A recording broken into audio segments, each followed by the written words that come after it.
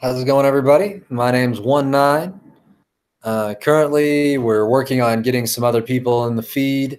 But today, Zamani Refuge is hosting myself, me, 19. I'm here as a gamer, a human rights activist, and I would like to spread the good word of the truth of just the world and the state of being and the state it's in today.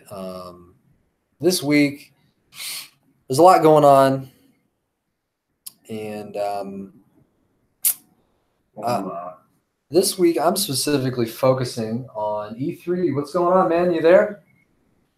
I am here. Did you get that link at all? You just totally diss everything I send you, huh? Is that what it is now? I have to sign into a bunch of stuff here. You're gonna have to give me some time. Are you saying you're a parent? I'm saying I am a parent. Apparently. Apparently. Oh, because you got to sign into Google. That sucks. Yeah. Anyway, I think even though I'm signed into Google.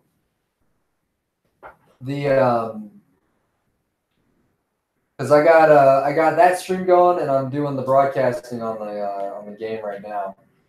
So it's probably got you. It's got you in the party chat, I think. I'm gonna ask. I actually have no viewers right now. I gotta send these links out. Chat, yes. Do what? I'm on the PS4 party chat, yes. Yes, I know, but I'm talking about the stream. Talking about the stream, mate. Talking about the stream here.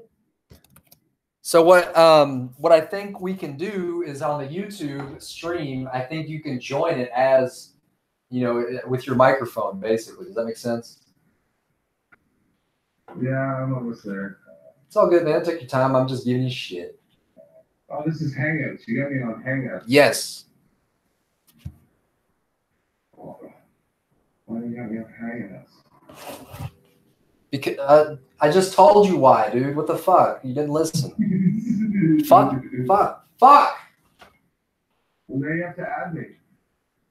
I sent you the link. You have to click on the link I sent you. Again? Yes. I guess. I don't know. I don't use this. I'm just trying out a new technology. It's good to try new things. All right, folks. I will be right back. Man, it's got to leave some light. I'm going to open.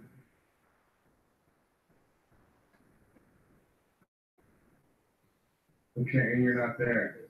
And you're not here to talk to me about it anyways. What does it matter?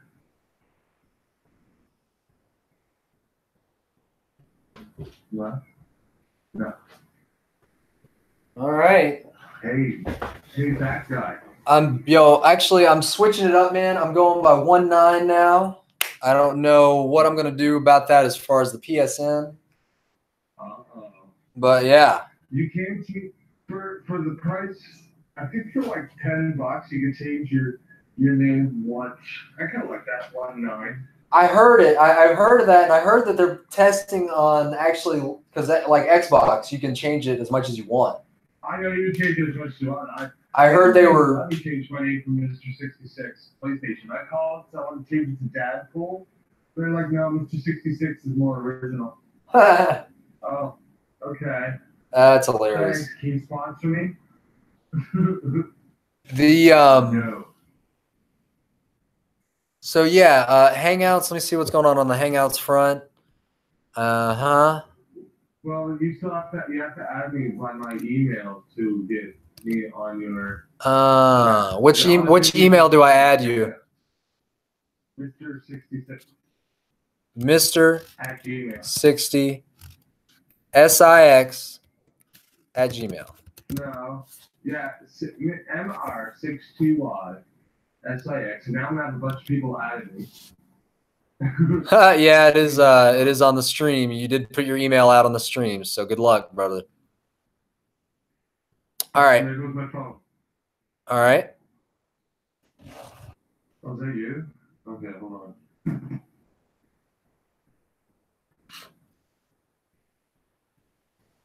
Bear with us, folks. And those of you watching the stream, thank you so much for hanging on the live PSN stream and the XCOM. I know you're just dying to see me get to this level. We are down to the wire here, everybody. We are left with 2 minutes and 45 seconds until YouTube jumps on to stream live at E3. I am eagerly waiting my comrade in arms to join my stream. We got one viewer. All right. Welcome, viewer. Welcome. No, it's not me. Is it not putting you on the Hangouts? No, you hung up on me. I sent you the link. It's, So it's just got you as a viewer, right? With the peer stuff. Fuck a duck. Hold on, slow down. The problem is I got into H1Z1 here, so now I'm distracted. I don't know. So were you looking forward to seeing an H1Z1 this or E3? I mean, I don't know. I was just wanting to see what YouTube. Well, Sony mainly. That's the main one. I want to see more Last of Us too. Okay, dude. So at the top, okay, you're in the thing, right? Okay. Are you in Google Hangouts? Hold on. There you go. Me? You did it. Hello? Hi. You did it, man. Here I am. Oh man. Welcome, welcome. Oh, you might as well turn off my camera. You're not going to see me. Yeah, that's fine. You can just kind of throw your voice in there. I'm not puppeted up, if you know what I mean. I understand, man. I understand. We'll have to wait. When whatchamacallit goes live, I'll come on in my full form. Yeah, that'd be cool. Yeah, we can just do this again because I'm sure this will handle it. You know me though, I'm shallow. Well, you know. I'm a diva. I'm a bit of a diva when it comes to being on screen. Well, that's why we don't pay you. Or at least get to the point where, you know, I'm just going to continue to not pay you. As much as I would love to pay artists, I will not pay divas. As long as you double it over time. No. That's right, folks. It's 1-9. I'm rebranding myself as 1-9, and we got that Johnny Arcade as well. He's a puppet. Or that is a puppet. He is a puppet. He's playing H1Z1 right now, too. He's also playing H1Z1. We're probably a minute away from YouTube. We're waiting for YouTube. We're waiting for Game Slice. That's what we're waiting on. I guess that's who's running the show at YouTube. Because at this point, it is time. It's 2:45. And YouTube live at E3 is slated to begin at 2:45. So it's probably just going to be a lot of jibber-jawing. There's nothing wrong with that. What was that? Who? Jibber-John? Yeah, we do plenty of good jibber-jawing. What you got, man? Jibber-jabber? Yeah. Oh. I've got the sinking sensation that we're going to see. Well, we already know there's another Resident Evil coming out. You know, yeah, there definitely is a lot of... Are we going to see more Days End? Well, we did have Square Enix came out this morning or earlier today. They had their showcase. Yeah. I must have missed that. I was recording for my day 3 of Puppets and Videos. Yeah, that's cool. It was... Not Johnny Arcade YouTube. I don't know. You know, Square Enix, I'm not really too crazy about anything they got. I'm not a big Kingdom Hearts guy. I'm not a big Disney guy. I mean, they had Just Cause, I think, it was up. And then I saw that. Just Cause 4. and the other thing is Laura Croft. Their new Laura Croft. I'm kind of like, I did see that. Jeez. I'm getting kind of franchise fatigue, honestly. You know, I'm ready for some fresh new stuff. So Yeah, I hear you. I mean, the only exceptions to that is what Sony's doing, and that's The Last of Us. The Last of Us 17. No, really, it's the last one. Yeah. Well, did you see? You missed the Battletoads, didn't you? Last night during Xbox, they showed the Battletoads. I saw a little bit. They're supposed to come out. I didn't really stick with it. I don't know. Yeah, I'm looking forward to that coming out. Rooster Teeth's got But their. remember, I'm an old man. What do you got? No, I just said, remember, I'm an old man, so like that takes me back. Like, what do you got? Well, YouTube, their coverage is going to begin at 3:00 in another 10 minutes. Oh, I'm not sure shenanigans. what's got planned. I'm just kind of practicing my live coverage chops, if you will. I hear. And actually, I'm going to try to beat this XCOM level, and then I'm going to jump on Z1 with you, and we'll get into it, bro. There you go. That works for me. Because I'm here for at least another hour and a half. All right. And then when I get back onto my own place, I'll suit up Cool. and meet you. I won't be able to game stream then, but Well, as long as we can play, it's all good. yeah.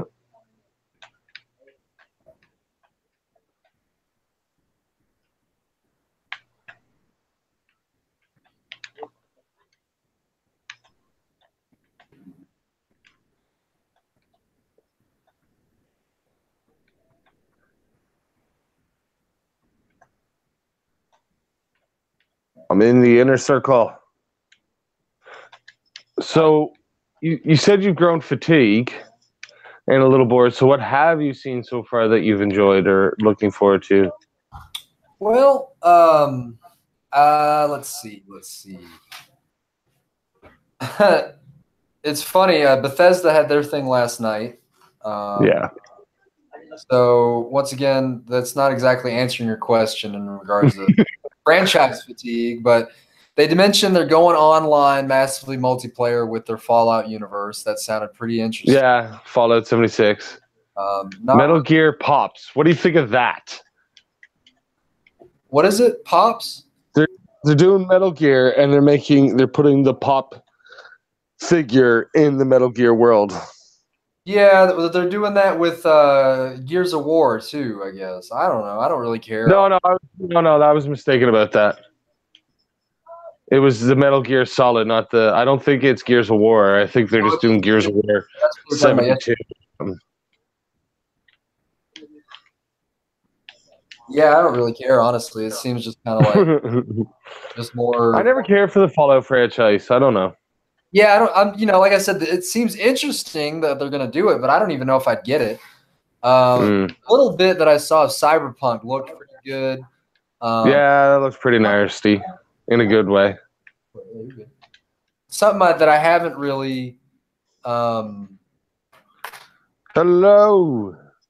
Something that I haven't really looked at too deeply, but it's by Media Molecule. It's called Dreams.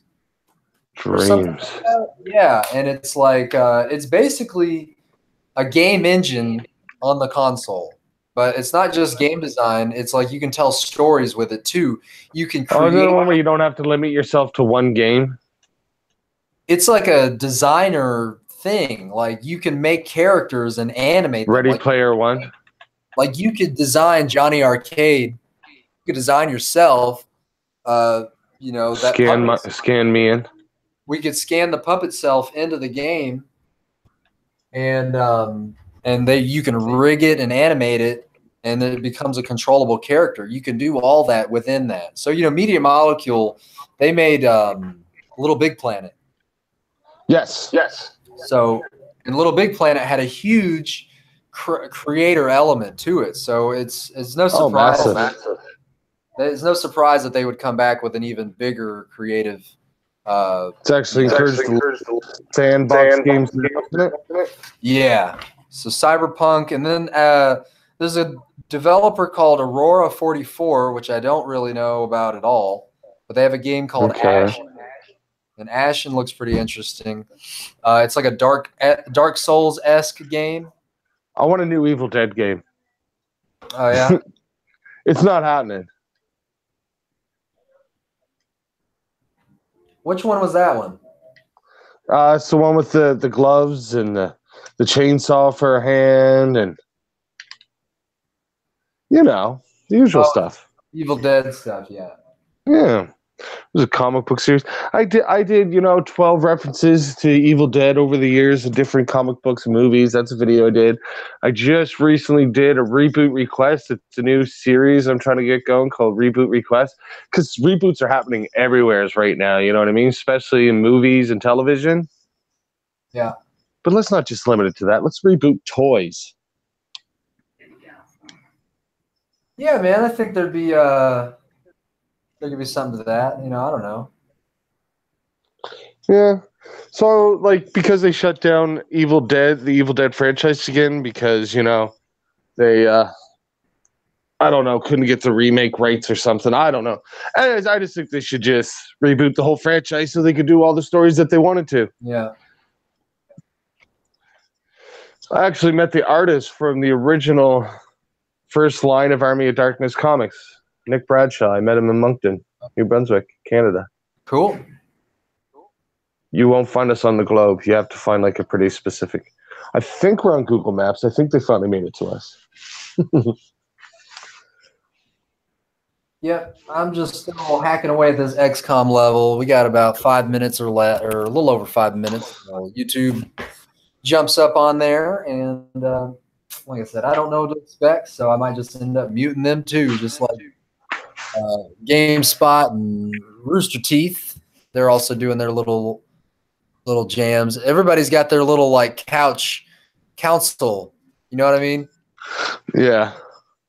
So that's why you're sitting at the desk. Yeah, I'm just chilling at the desk. Rooster Teeth is up here. They're showing off some game. It looks like Pikmin almost. I mean, not Pikmin in gameplay, but the characters look like little Pikmin, and they're tethered by 2 ropes or something, and they're navigating a tiny world, and yeah. All right, I'll be back briefly. All right. All right, man.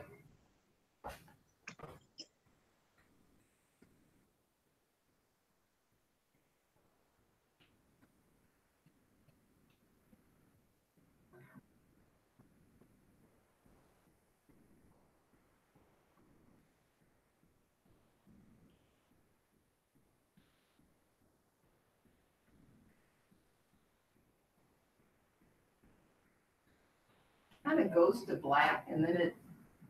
What is that? That I might have to hide him because he hides 6. Oh, he left already. What it's doing? It's just like Google Hangouts. Whoever's speaking, it shows their. If his video was up, it would show his face every time he talks. You know how every time I talk, it shows me. But it's just showing nothing. Because he turned his camera off. It might have to be a setting where I hide him. Oh, okay. But he left, actually. He said he'll be back. Anyway, this blue in the back looks a lot better. It's just I'm trying to take it back. Cool. Thanks, V.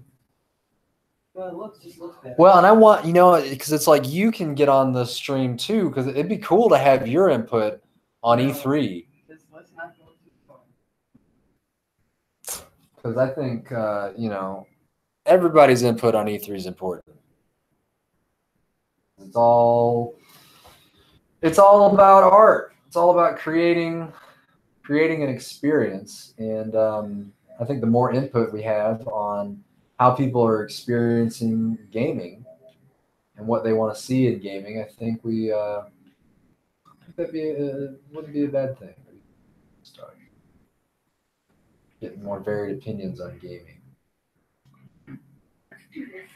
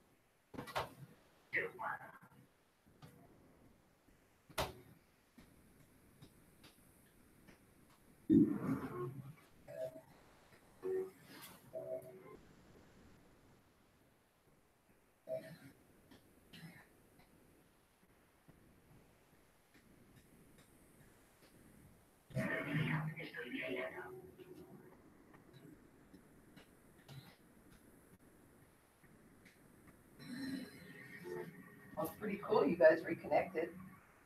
Yeah. Yeah, he had jumped on for a little bit.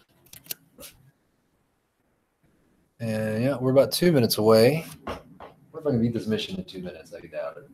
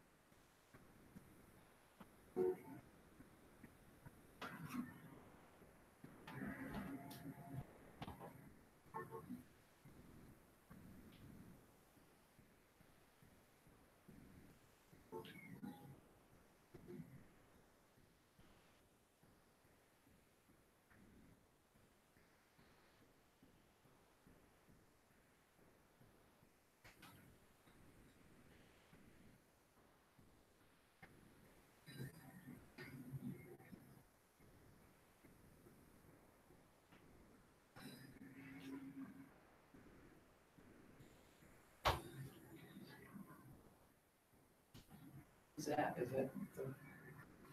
This is it.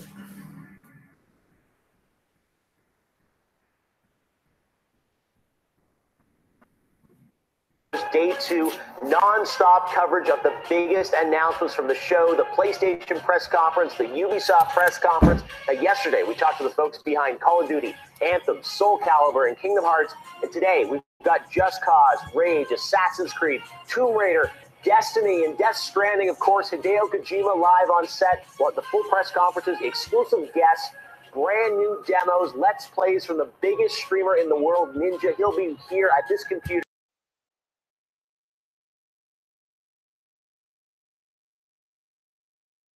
And this is YouTube Live at E3, and it starts right now.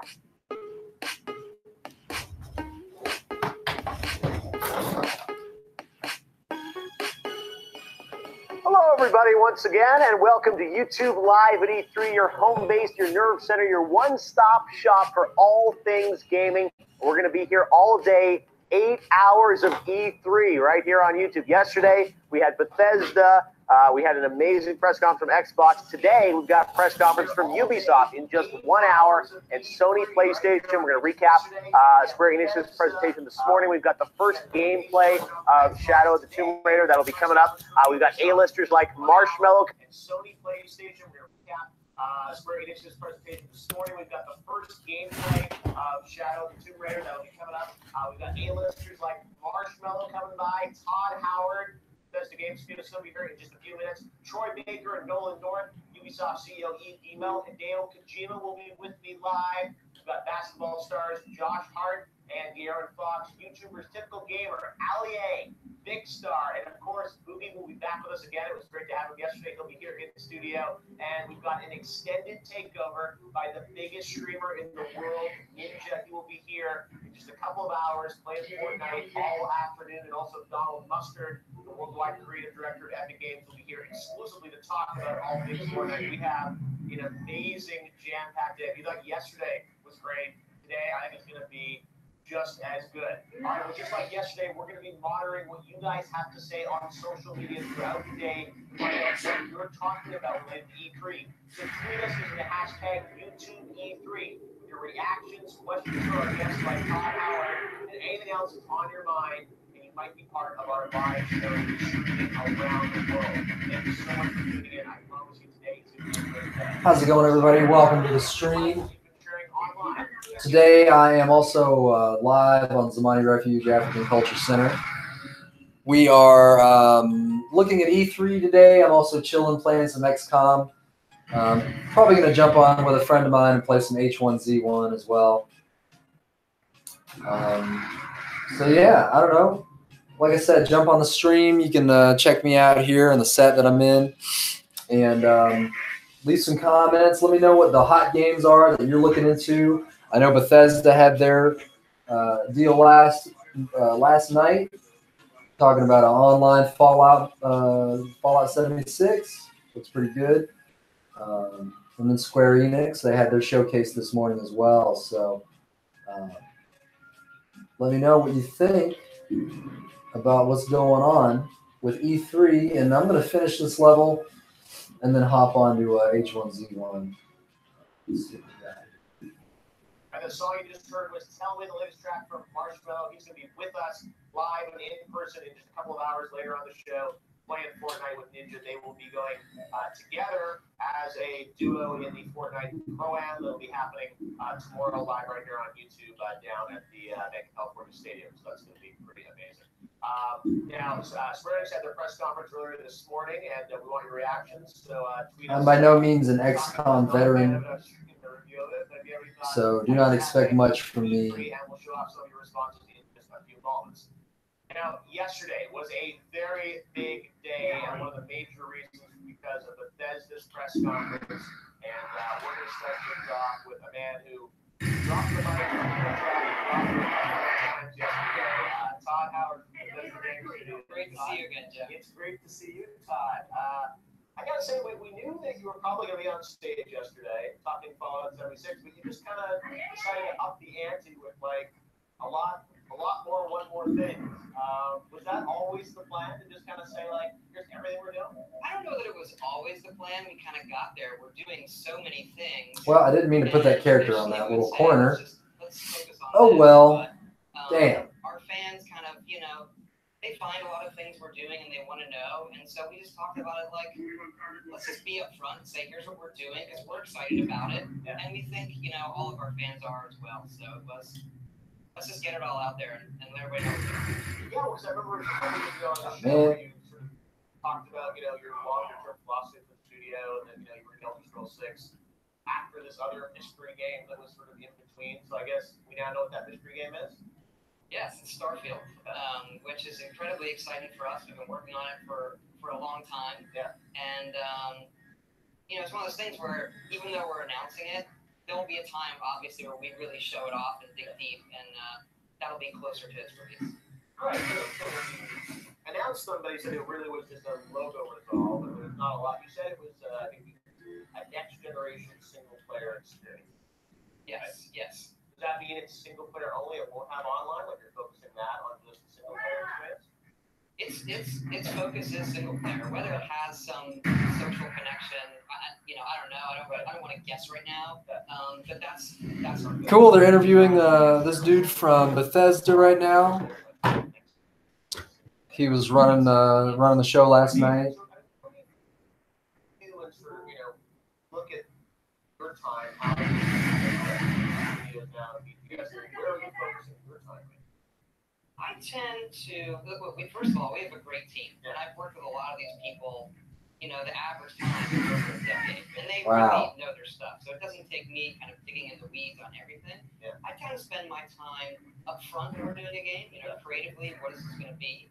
And then as it's coming in, Fallout 76 right now is dominating our studio's bandwidth because it's coming out, and we have more people on that project than we've ever had on any project. But then the whole game, it's amazing. Team.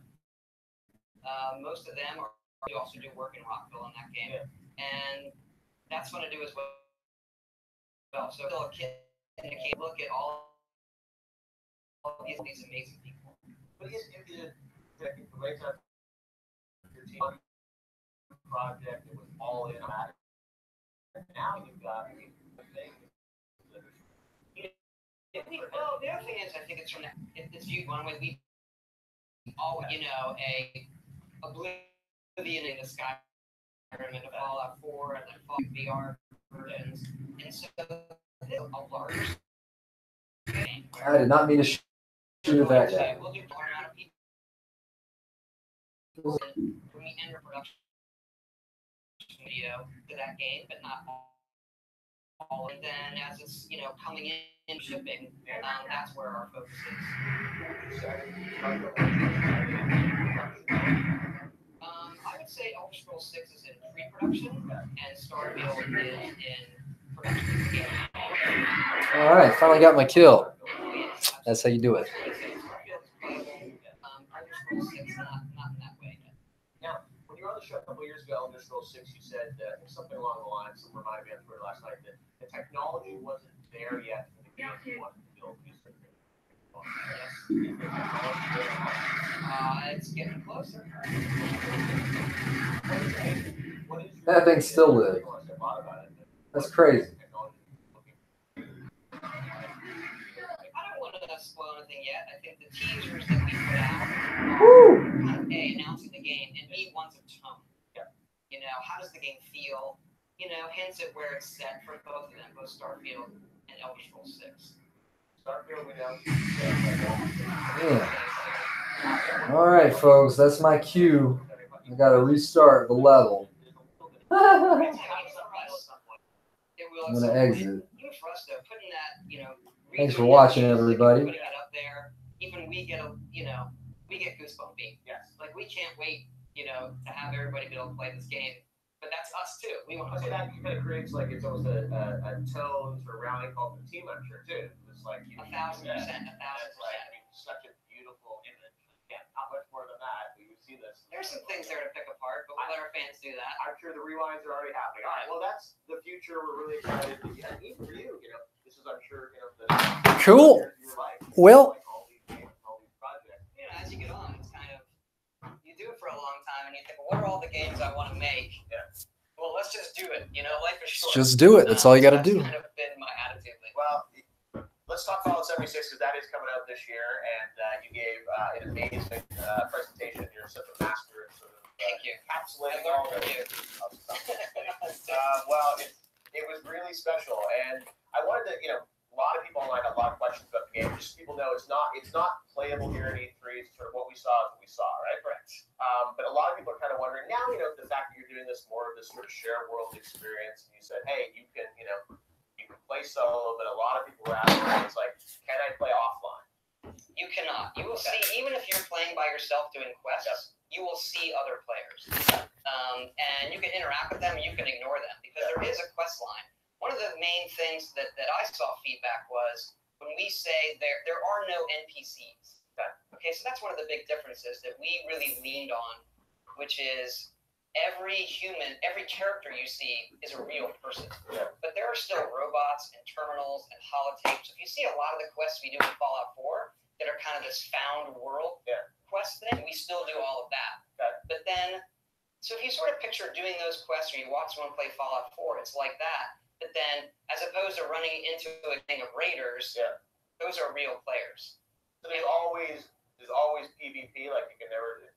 Well, first of all, I'd say we're still dialing that. Okay. We don't want it to be griefy, but we want to have some drama there. Okay. So there is a way that you can decide to do PvP, and we're currently balancing kind of the incentives for someone who wants to be very aggressive to people and those who want to ignore it. Yeah. And that really comes down to, the in-game incentives and also the social incentives. But I would say we don't want it to be griefy in any way, and we'll dial it in so people can say, look, I don't want to deal with that. So you can pick. It's like I don't want PvP. Well, I want a little fear, I guess. we want a little bit of drama there without without them ruining your game. All right, fair enough. A lot of people are wondering, that's obviously an online Sure. environment. How is that going to be accomplished? Still there. Okay, It's real time. So it's real time. Yeah. Okay. Not slowing time, really? It doesn't slow down, Right, yeah. but it lets you target and pick parts and all of that, but it's in real time. It still works great. Yep. It's different, obviously, because it's real time. Yeah. But the basics of it, which are, I'm not that good of a Twitch shooter. Yep. You see some other games. That's a good reference point. Now, I won't even mention it. People will dig into it too much, but you can kind of picture how it works. Like, I'm not as good at lining up someone and getting a headshot, but I've made my character good at that. Oh, and now I can do that. Okay. Do you see this as sort of, a game as a service where there's going to be content, there's going to be game raids? I mean, it's like, So right now I'm just watching the interview, watching YouTube interview Bethesda right now. We always do too much stuff, and there's so much in this game. I really like the head of Bethesda, their spokesperson there. I don't even know his name right now, but he's got a good personality. Long-term interaction. It's kind of like how he approaches sharing his information. There's a little bit of showmanship. It's cool. How are you going to treat the idea of mods or user content? We love mods, and so we are 100% committed to doing that in 76 as well. We will not be able to do that at launch, though. Our goal for launch, this is really new for us, is have a well-running, robust service, and then some period later, we're currently still designing what that service looks like. You'll be able to have your own private world and be able to mod it and do all of that. We think with our games, that's where Can you hear the interview? Is. That is trickier when you get into an online world, but we're definitely committed to that. Just won't be at launch. All right, now it's a big Which I'm not really focused on them being heard, but Fallout 3 anniversary. You guys gonna celebrate anyway?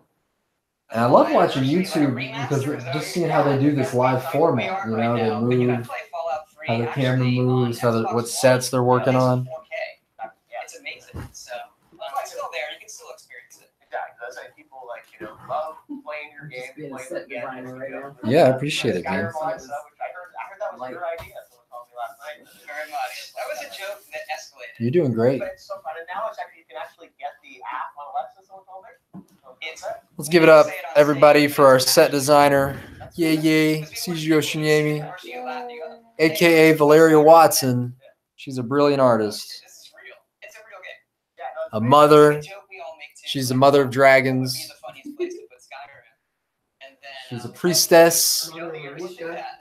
We should really do it. She's a princess and a priestess. Even though Todd is not officially on Twitter. Yeah, I was joking before. It's like now that you make an online game, you've got to come online, but you're reading everything. I feel like I do realize, yeah. I'm on the forums a lot. I'm on Reddit all the time, and it's great. Our fans are really the best. They give us crap for the things we do wrong, and we deserve. I'm gonna look up this guy's name. What's his name? What's his name? Well, what I think is so exciting coming out of yesterday was that EGS. Sometimes you guys would go away for a number of years and disappear, and it feels like now so many projects. It's like you guys are going to be more present more often in our lives. We would like to be, even like we go away for those periods, and it's we do it because we have to. We don't enjoy that. We'd like to have more things coming out, and these games show that. And that's what was cool, because typically you've gone to this mode of we'll announce the game and ship it 6 months later, and now some of the, especially new IP, it feels like are you gonna be a little more open now about sharing things on these games earlier, like something Starfield? Like, are you gonna be like, hey, when we talk about it again, Todd Howard. I don't know. I think when we really Todd when Howard. you really want to show a game, have it come out as soon as possible. Yeah. What we do in between, I still think is up in the air. This is kind of like new for us. I know. Do what we did, so I don't want to promise anything. I honestly don't know. First New World, 25 years. Yeah. That must be exciting though for the whole It's team, incredible. right? It's incredible. I mean, look, Elder Scrolls and Fallout are just amazing worlds for us to play in. But when you're doing those, you are looking back, like, how do you want to reinterpret, X and Y? And then you go into Starfield and you say, okay, what is the tone of science fiction that we think is unique, that really excites us? What would we want to do in that kind of game? And then, it being us, it's extremely ambitious. Is that an idea you've had for, a decade or like how? Yeah, absolutely. In your head, you just wanted to do it? Yeah, and then you talk about it in the studio and ideas get put on it. It massages itself through lunchtime conversations over a decade, maybe. Then we filed the trademark 5 years ago. Wow. So that's when that's what our fans have. They see the trademark. Well, I thought people know that there was something, Yeah. and they always be like, when are they going to announce it? What is it? And I think it's great to say, okay, we're making it. We're not saying much about it, but it's like, it's something that, you're obviously playing, thinking about, and we can't wait to see. I think it's great to see that we need people like you and your team building new IPs and pushing our industry forward in that way too. So it's great to see that you guys are signing up for the hard work of not only building a game, but an entire new universe. It's the fun work. It's the best. Todd, I got to say, it was an amazing moment last night. I didn't even know you were going to drop that much yesterday. I saw you come down like it's going to be a big day, and it's like Xbox stage, so much stuff at Bethesda. I told you, I'll be up there for a while. Like, Wow, comfortable. No, but it was, I remember, I think it was Fallout 4, it was like, it was like a 37-minute presentation that you did a couple years ago, and that was amazing. And to come back with this, and not just talk about 76, but all those other projects was incredible. Yeah, I hadn't heard much about Starfield yet, so I'm curious. Yeah, you have an amazing team, 3 studios, 3 cities, and we'll look forward to playing Fallout 76 November, right? It is. And beta sometime before that, right? Yeah, we're still figuring out the exact timing, but it'll be before that, obviously. Awesome. All right. Well, a big year and a big couple years, I guess, ahead. Yep. Todd Howard. All right. Thanks so much for Thank you. Todd. Thanks for having me. Great seeing you again. We'll see you again soon. All right. Now we are going to hand things off to a panel of YouTube luminaries that offers up their thoughts on everything that's coming out of the Square Enix press conference this morning at E3 so far. So let's head on outside. Hear from Typical Gamer, Captain Sparkles, and Mini Lad. Guys, what's going on? Thanks, Jeff. I'm here with Mini Lad and Captain Sparkles. Square Enix just wrapped up not too long ago. What are your thoughts on it, guys? I think, well, for me, I'm a massive Tomb Raider fan. I have been my entire life. As far as what I'm kind of looking for in the game, because obviously, when it comes to E3, they show little snippets here and there. I don't really want to give too much away. I want some good story, because that's the one thing that I absolutely love about Tomb Raider. It focuses a lot on gameplay, which is obviously astounding. Square Enix has nailed it every single year. But if they get the story down, because I'm always interested in the backstory with, like, what happened to his dad and all that kind of stuff. So, for me, that's kind of what I'm looking for. As far as, like, you got Just Cause, Kingdom Hearts. What do you guys think about that? Just Cause, always been a fun thing for me. I don't even go for the campaign quite as much on that. I just like to go in, open world, and kind of grapple things together and blow up as much stuff as I possibly can. So I'm looking forward to that. They introduced, it looked like in the trailer, some new mechanics, like adding the ability to mount these like jetpacks on cars or balloons or something like that. So that should be fun. And I don't know, maybe I'll play through the campaign a little bit more this time, but at the very least, lots of grappling things. Of course. They seem to have sort of like a weather mechanic or something. I don't know if you guys saw like a tornado. Yeah, I did, yeah. So I think that's what got me really hyped. That sort of that weather dynamic. Not a lot of games play into that. Right. And I think that's a really interesting thing that a lot of people want to see. So exactly. As far as Just Cause, like for us, I mean, we're all content creators here. We like the derpiness. We like when things go crazy as far as grappling on the planes, things exploding. So like you're saying, having that extra element of the elements, it adds to the chaos. Exactly. We're gonna send it back to you, Jeff. Thanks. Awesome. All right. Thanks, guys. Great to have you all here at E3, and throughout the day, we'll have lots of other. Thanks for watching, everybody. I'm just chilling right now, watching the YouTube coverage of E3 live here at Zamani Refuge African Culture Center. My name is 19. One of the craziest action franchises out there. Joining me now from Just Cause 4, he's the game director, Francesco Antolonia, and executive producer Adam Davidson. Guys, great to have you with us. Let's talk Just Cause 4. Now, this is a franchise that I think all of us have loved over the years because it's just absolutely insane. Avalanche, you guys have 3 games here at E3. Generation Zero, Rage 2, and Just Cause 4. So let's talk a bit about the action of this game. One thing I noticed in the trailer, it seems like there's a lot of crazy weather effects now, right? Is that going to affect the action in a big way? Yes, I wouldn't call them indeed weather effects. Okay. They're actual elements Sirens, in the sandbox. So you see this tornado in this trailer, and it's worth mentioning that it's not just fantastic and beautiful to look at, but it's completely physicalized. Right. So this means that interact with everything in the world, tearing apart bridges, bases, and whatever it's around it. And as Rico itself, your gameplay changes once you're close to it. Wow, and that's, one of the things about this franchise. You can go anywhere, do anything, truly sort of open in terms of the action and combat. Grappling hook, will that be a big part of it again? Yes, of course. We definitely stepped it up. It's now something that you can customize, you can modify, and as never before, it really allows you to tinker with the world and its physics. So tell us about some of the crazy missions and environments.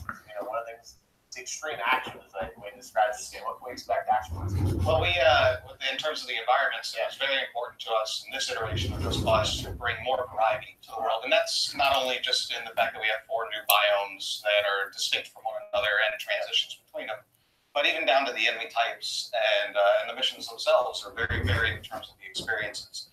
So we feel we've kind of accomplished that, what we set out to do there. Now, this game, we know what's coming out yet? 2019? Or before that, I'll be right back, everybody. December 4th. Yes. I remember that. It's for the Game Awards. I'm like, oh yeah, I saw that. Right in time for Christmas. That's amazing. Well, very cool. And, this franchise, the action and the combat has been insane. In terms of vehicles and other kind of scenarios, anything we can tease us with? We definitely expanded there. First of all, the handling model has been completely renewed. Something that we list on our players.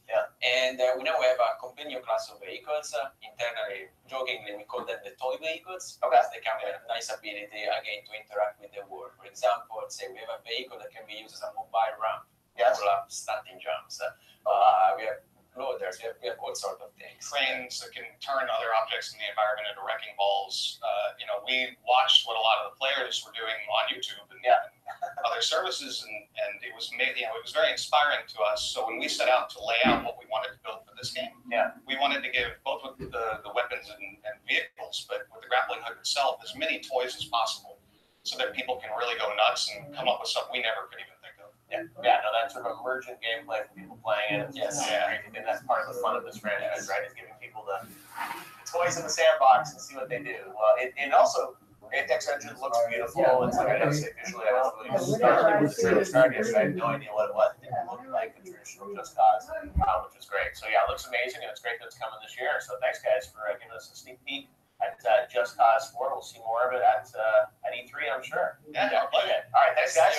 Great to see you. I'm going to head on over here now to visit a guy you probably saw on stage yesterday at the Bethesda press conference, the one and only Pete Hines. All right, sir. Good to see you as always. How's everything? You guys recovered from the party? A little bit, yeah. That was fun. I was over there last night. You had a great crew, and what an amazing press conference overall. Because last year you guys focused on just what was shipping last year. So I think people were like, maybe they're just going to fall at 76, and then all of a sudden it's like, here's the entire future of Bethesda. It feels like you guys dropped a lot of stuff. It was nice to still have some surprises in the can and to catch folks off guard a little bit. And I really liked, as I said last night, I really liked what we had to say. Oh, absolutely. And I think, Todd revealing all that stuff. I know you and Todd have had a really close relationship for a number of decades. Tell us about sort of the philosophy of, finally, it's a different philosophy of sort of saying, like, here's what we're doing. It was a result of a lot of conversations, and not just Todd and I, although we do talk about it a lot, but, also folks on my team, Tracy and Aaron, who you know well, our brand teams and community teams, just talking about, hey, I think particularly when there's a Starfield trademark out there and folks, Todd talked with you about that 6, like, yes, it's a thing, we maybe need to set some expectations and be a little bit more upfront about, here's the cadence, here's what it's going to look like, and not give years, but to sort of just say, look, we kind of are dancing around this. Let's just say, this is what we're doing, kind of here's where we're heading, and give folks a clear idea. Exactly. You said like it was, people sort of assume that's probably what was going to happen, but when you see the 1 minute CG teaser, it just makes it that much. And to hear that Elder Scrolls music, exactly. I mean, that's my 100th time. I still have goosebumps. Exactly. It's a true tease. So that was great. But yeah, I got to say, across the press conference, a lot of interesting stuff. And with you guys pushing in some new directions with, follow it online, and it feels like mobile is something that you guys are really, embracing. I think even more than a lot of other publishers. Feels like. Look, our philosophy has always been we never are like, okay, we need X number of VR titles or mobile titles. It's more like, what are the studios about? What do they want to do? What are they excited about? When you see Todd and his team come up with something like Blades, you're like, yeah, that's awesome. Like, that's the kind of thing I would love to play. I can't play anything like that on my phone. But we are driven by that as opposed to just sort of arbitrarily coming up with stuff. And then they fill it in. They send it to some guy down on the street. And The gamers send it to. Basically, yeah. It literally started out as a joke. We were like, we should just sort of have fun with the to an audience who's not doing this as entertainment. It's not like a huge deal. We should control everybody and then actually have the the fact that you actually shipped it. That was the thing. People are like, oh, it's a fun gag. It's like, people are like, oh. So I didn't know if the name that I gave it. We do this. What? I mean, it's just basic. E3 2018. Like, we're pretty self-aware. Title. Our criticism. Well, yeah, you got to think of it as hashtags. Have fun with that. Like, feels like a Bethesda thing. Oh, that's the hashtags that are showing up last night. Yeah. He's so self-aware about everything. It's like every internet meme. It's like even though he's not on Twitter, he's clearly reading everything. Yeah. Or you're reading and telling him. Believe me, we are absolutely aware across all of our studios and games. I think that your regional is, regional people will be more interested in what you're talking about sometimes. What they're talking about. Talk about some of the other things, we'll see coming back. But that's a really cool tease. I love the concept of that. Yep. What more can you tell us about that one? Not a whole lot. Again, it's sort of, if you like Wolfenstein and sort of that vibe, it feels a lot like that. Again, it is a game you can play entirely single player, but because there's twins, they really wanted to do something with the two of them, so you can play single player, and she'll just be whichever twin you're playing. She'll be an AI companion. But we're like, look, why not let folks play this together if they want to and have fun with this thing? Set in Paris, it moves ahead in the timeline so they can have fun with a sort of a different story before they come back to the original storyline they've been working with. This is obviously more of a CG thing, but we'll see more of a CG soon, and it's coming next year? Next year. All right, so those guys are working hard. And then you teased the new Doom as well. Not Doom 2. Nope. But this is kind of that game was so incredible. We know QuakeCon, they're going to kind of reveal more of that. A lot more, actually. What can you tell us about that one? Well, we didn't go Doom 2 because we were like, well, there's already a Doom. And like, how many times are we going to do this? I really wanted to call it Doom 5 just because I thought it was funny. But they really like the idea of Eternal because it does have a lot to do with like the origins of the Doom player and where he comes from. Drink your water, kids. You heard Hugo talk about it last night. Sort of big picture, twice as many demons. They're doing a lot with the Dune. aggressive style. Okay, whatever. How can we amp that up even more? More doom, more gloom. This is sales. Hell on earth. Advertisement, and you're doing sales. Last time we did Doom, we did a similar thing. Not all the other things for consumers. We only showed it to the folks there, and this time. No, I mean this is what this is. If it's there, I gotta say. This is what it's like Halo and Gears and COD. Oh, stream just died.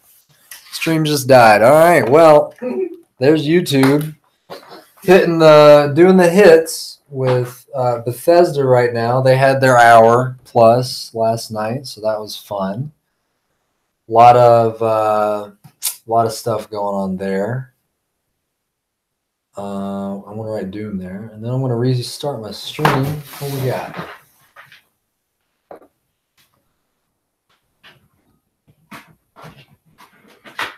It's a religious experience. Being in that QuakeCon with, so that they have more stuff to do and things to play. Well, I gotta say that Bethesda on fire. So many announcements, so much stuff. Of course, Fallout 76 is gonna be a big release. It's big.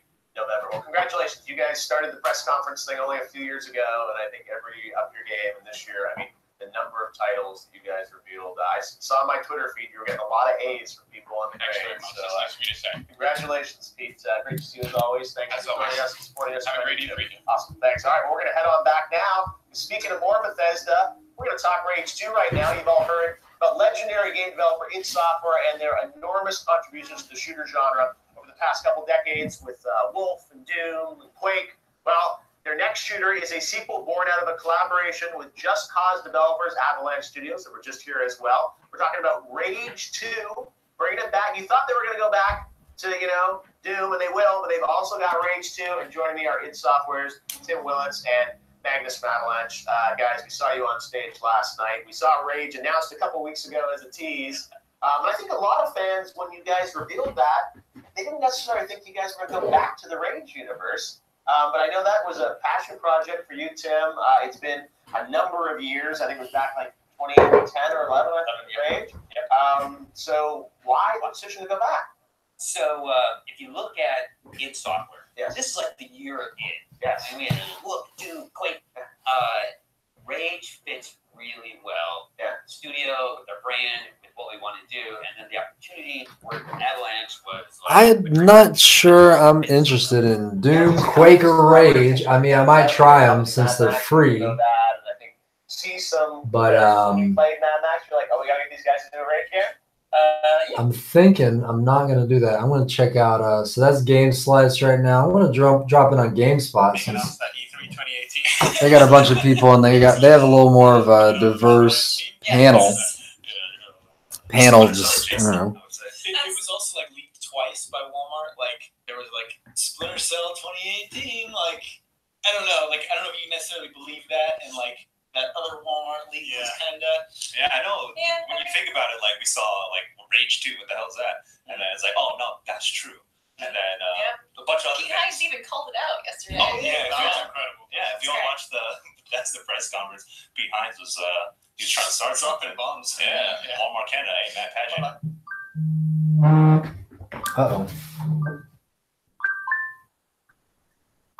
I think we've got a decent chance of getting a Splinter Cell. Like I know that it's inflated in my mind because I want it so much, but it's been a while. The last game was received critically quite well. Like I think it was a great game. Yeah, it's a great game. Yeah, and there's been enough time that they could have like gone back to the drawing board, looked at the advancements that have been made in action games and like stealth games, and come back with a Splinter Cell. And they have unique modes that still aren't being used by anyone else, like Spies vs. Mercs and various multiplayer modes. No one's copied that yet, so that's very much their own unique niche. Oh, this is a Ubisoft conference. They're waiting on. If Ubisoft come out and they just show off a brand new Splinter Cell with those modes in it, Let's see what else is because they have this unique experience and it's a stealth game. slated. And also, RIP Metal Gear. No one else is like no one else is in that. Yeah. Like, no one's gunning for the stealth game, genre crown now, so they can just roll up and be like, by default, we win. If you want a stealth game, we've got it. Yeah. All right, I'm not really digging their talkie. Games have evolved a lot since then. I'm not really digging their talkie part. Let's see. There's GameSpot, and then there's Rooster Teeth, but let's see. Bear with me, folks, 1 second.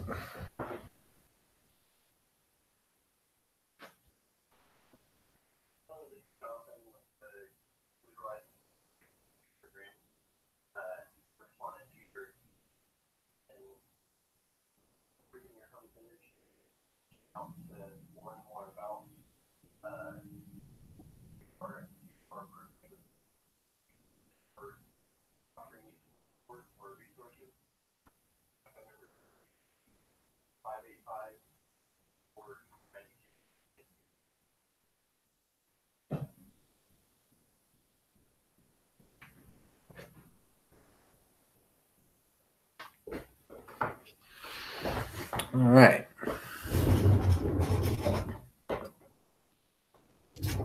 I'm looking. What we got? We got the Ubisoft conference coming up.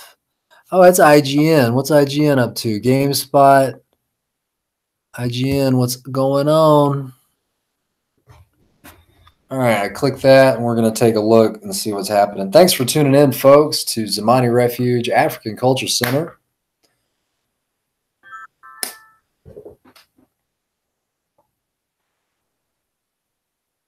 Oh, I have no clue.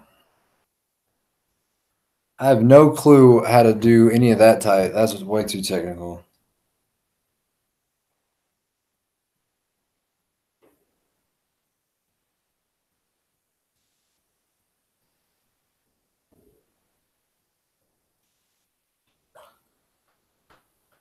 Cool. I need to figure out a way to disable all notifications. Now, I'm in a do not disturb mode. You know, I usually never turn that on.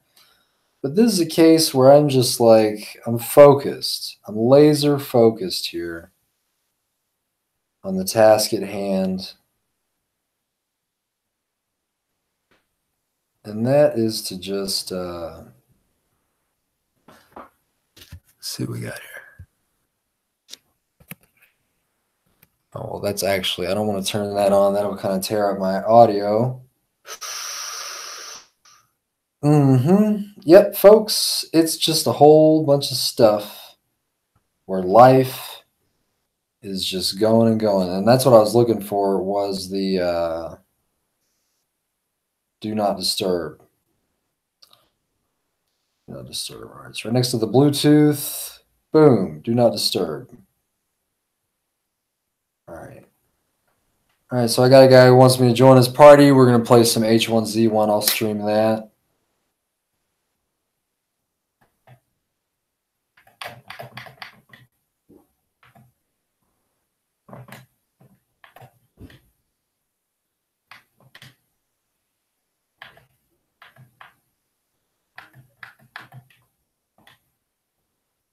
All right. I got do not disturb on that. Did that. All right, that's cool. Next, I'm pulling up IGN, right?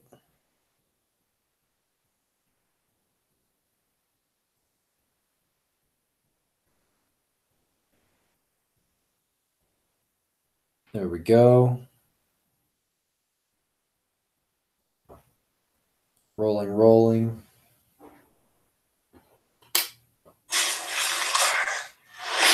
Got the ad. Gonna mute the ad. All right. I did it. That's how it works. Cool. All right. I'm just kind of bouncing around back and forth between streaming here and playing there and E3 and just kind of kicking back for the week. Trying to take a professional look at gaming and E3 and the trends coming up in this day and age. And this guy here is trying to set up his audio, but I think he's having trouble. We'll see what happens.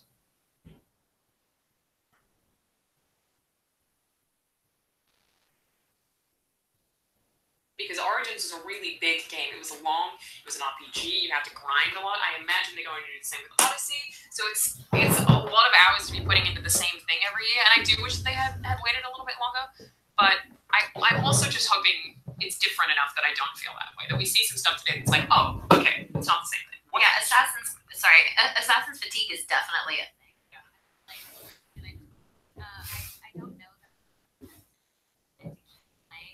all of these games, but they're seeming to do something here that if all the leaks are true and there's all this like dialogue option. Can you hear me, man? Because I don't know if you can hear me. And it flushes your involvement in the story out. I can see myself being like pulled back in for sure. The thing that excites me about this being set in ancient Greece from a gameplay perspective is we've seen these unique, completely different gameplay opportunities brought to the Assassin's Creed universe and Black Flag and ship combat that has stayed with the series and that has been a fantastic little side goodie. And now we have this horse combat, and what I would like to see in Greece is kind of more of a war mode. Phalanx is an essential part of the Greek tool and the Greek ability to project their power, be this military might. So I'd love to see some companions, the ability to work as a single combat unit, and I think that could fit really well into kind of the RPG gameplay progression we saw. Honestly, my favorite Assassin's Creed game is Brotherhood.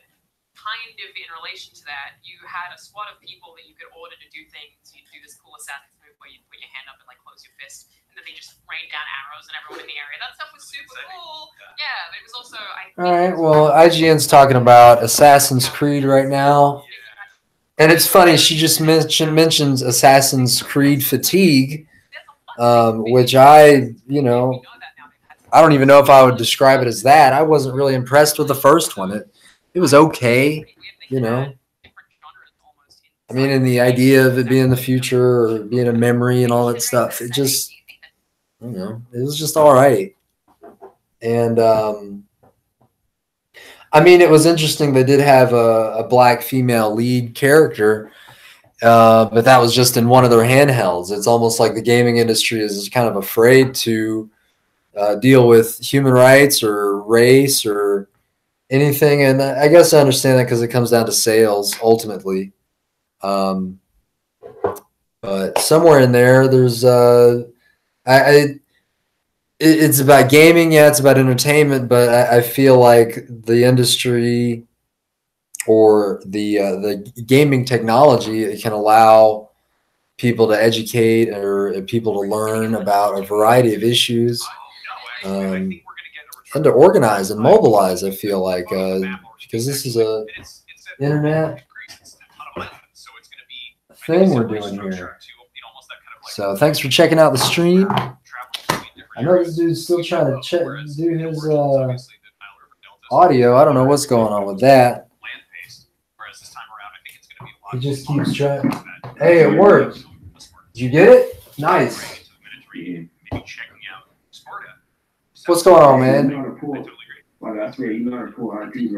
Nope. Yeah, I sent you that message saying I don't know anything about that, man.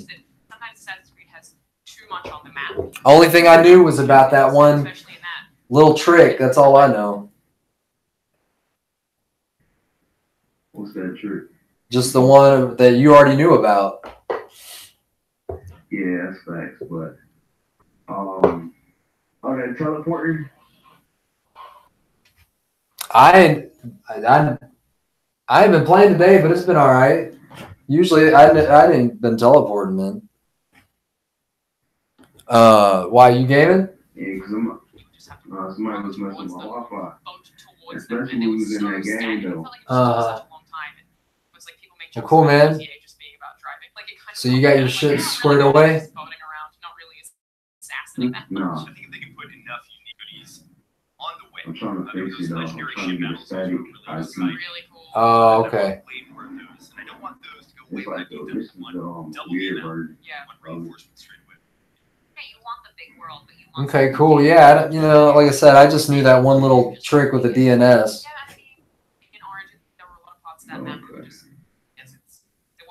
I think somebody was messing with my Wi-Fi when I was in that game, though.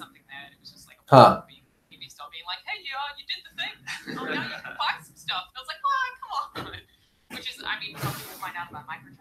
Well, cool, man. I got a few tricks too up my sleeve, though. I'm just saying, like. Hey, you got to do what you got to do.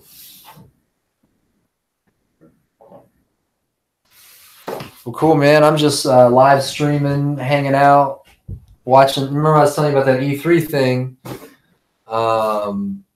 Nothing really too interesting so far, but yeah, that's the reason why I asked you, because I was trying to see what's my IP though. Yeah. Who can bring up my IP? Trying to see somebody that IP puller, because I keep getting booted.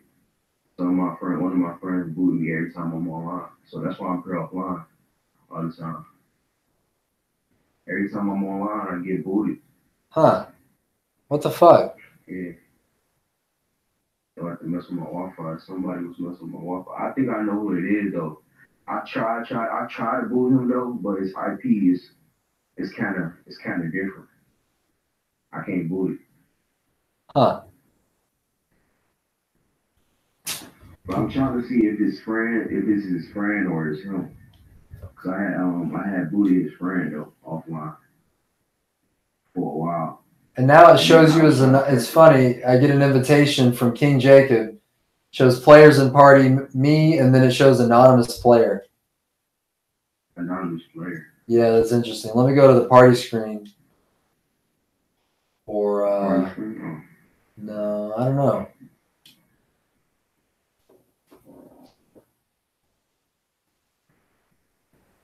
What you mean about the taste? Oh, thank you. Smells good. Say again, man. I said, what you mean about taste?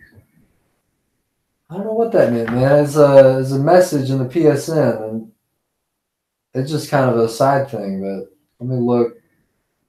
You know, like a notification, basically. Oh, it doesn't even show you was online though, too.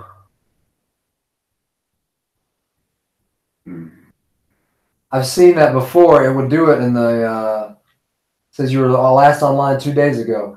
It did that in the PS3 sometimes. Some little weird glitch. Like it'd be hours off or something like that. But really, you'd be on. Yeah, like right now. And then, yeah, so it's not showing you as on. Cool, thank you. So, yeah, I don't know why it's doing that.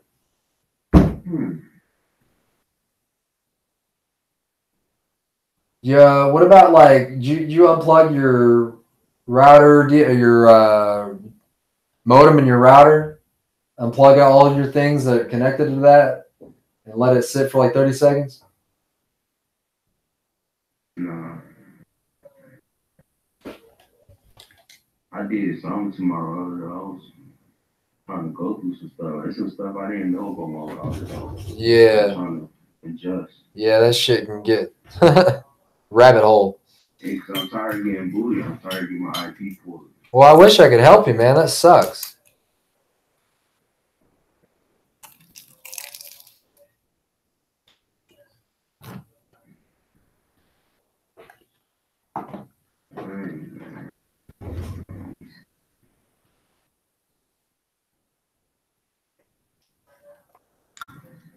But is you good with like computers and all though? I used to be, man, but I don't really like. It just depends. Like Google is just what I rely on, really, if I need something. But lately, I ain't really had to do anything, you know. Like trying to pull an IP. I don't know how to pull an IP.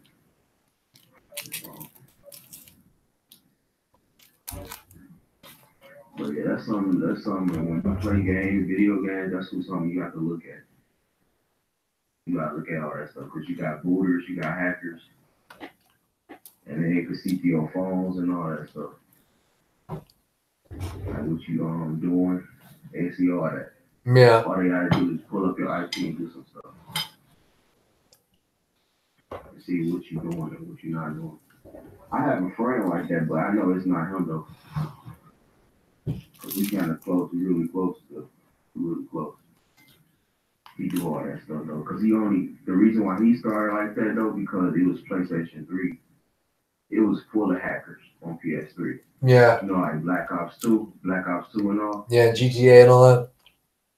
Yeah, that was full of hackers. That's how he started. Huh. Because he had got hacked, booted, and all that stuff. But next, he met somebody in the section. He must have said something like, "Yo, I need help with some stuff." And they probably joined up a party or something like that and taught him.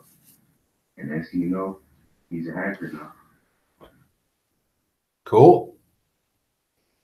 He do all that stuff. But he not on. I was trying to he haven't been on for a while though. I was trying to see if he like pull on my IP. I was telling like all the booters I know, all the people who pull IP. He said they can do it. And they're not even on. Some of them not on. That's crazy, man. And I came to you. All I'm good is with a controller, man. Shit. Okay.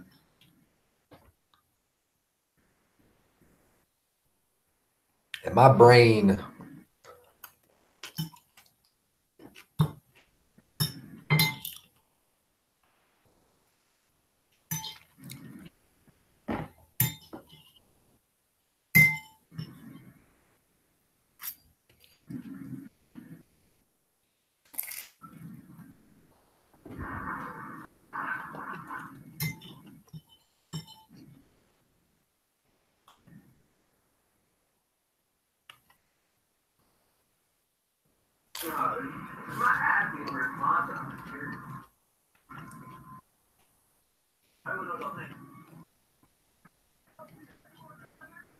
water? Yeah, I got water too.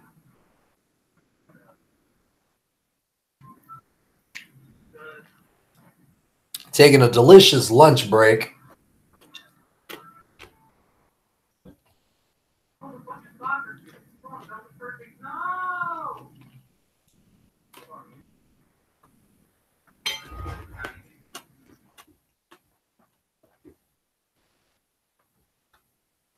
I wish I could just pull my own IP, but I can't. So you just can't get into any match at all, huh? You can't get into. Once I get to a match, I start lagging or teleporting. It's like every time I like play with you and all that stuff, and some other people, I start lagging or teleporting, and I just die. Yeah. I be dying so easily. Oh man, and that's what like. My Wi-Fi be. I wonder if it's the beta, man. It's probably because it's the beta. Oh, it shouldn't be the beta. It's the how to be the internet. It's how to be. Yeah. Well, come on now, you're not supposed to teleport and all. No, you just start lagging badly. No, you're right, man. Because really, I mean, I'm on Wi-Fi, but that's about the only thing that's the PS4 on it. So.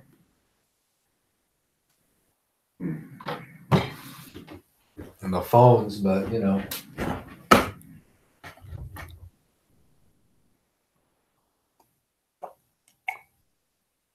You said what about the phone?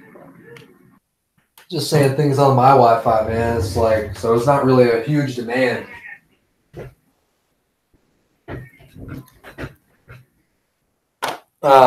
So yeah, man.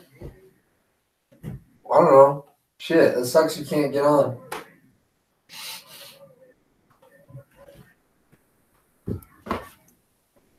I guess hit me up whenever you get it working or whatever, man. Or if you get bored and you want to push through the lag and all that anyway. Or we can play some other shit. Hard, man. That's gonna be hard. I can't really play on them. That's the crazy part. I can't really play on them. Yeah. Because right now, I know my Wi-Fi is kind of fine, but once I'm in like a game, I'm gonna start happening. Yeah. I don't know what to say, man.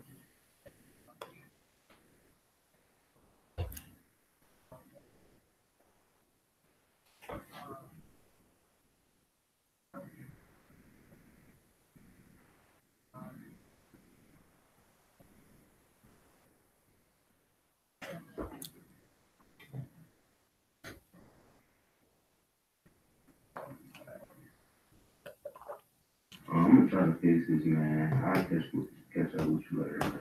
All right, man. Take care. All right, man.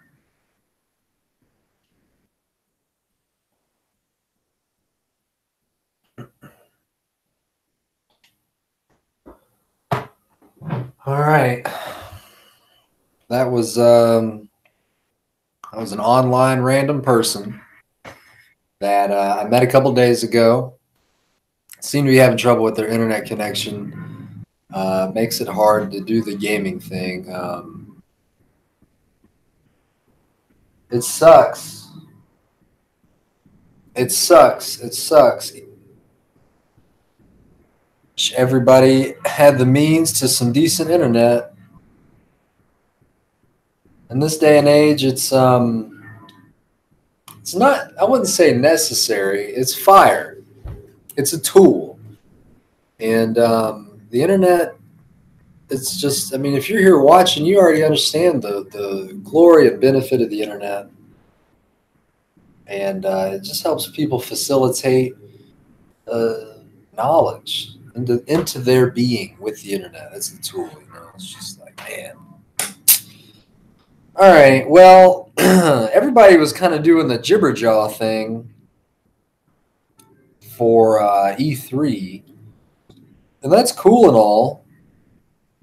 Let's see what we got. Ubisoft, I guess, is doing their conference. I'm going to go, where's YouTube?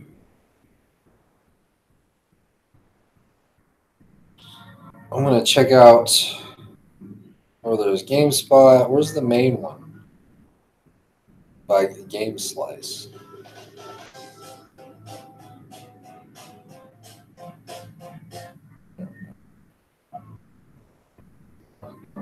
All right, well, we'll see, Rocco. Hopefully they can deliver for you. What do you want to see from Ubisoft? I think that's a very good prediction. But something that I've been thinking about for a while is like Wilds. I know that Michelle Ansel's been working on Beyond Good and Evil, and so it's really exciting to see games like that kind of eke their way out until they're actually released. But Cool, Allegra Frank. I've never met you on the digital gamosphere. That's a great idea because I think Ubisoft, they're the one publisher that like every year usually has that like one more thing surprise game. Not predicting some people might see Splinter Cell come back. That's certainly been either of what. Oh, come on now. There was a Michael Ironside came back and did sort of a DLC for Ghost Recon Wildlands. So that like people predict like, oh, might be back as Sam Fisher, so that could be big. Andre, what do you might be cliche, but I'm looking forward to Assassin's Creed. Yeah. I mean, when Assassin's Creed. People loving that Assassin's Creed. That got me hyped up.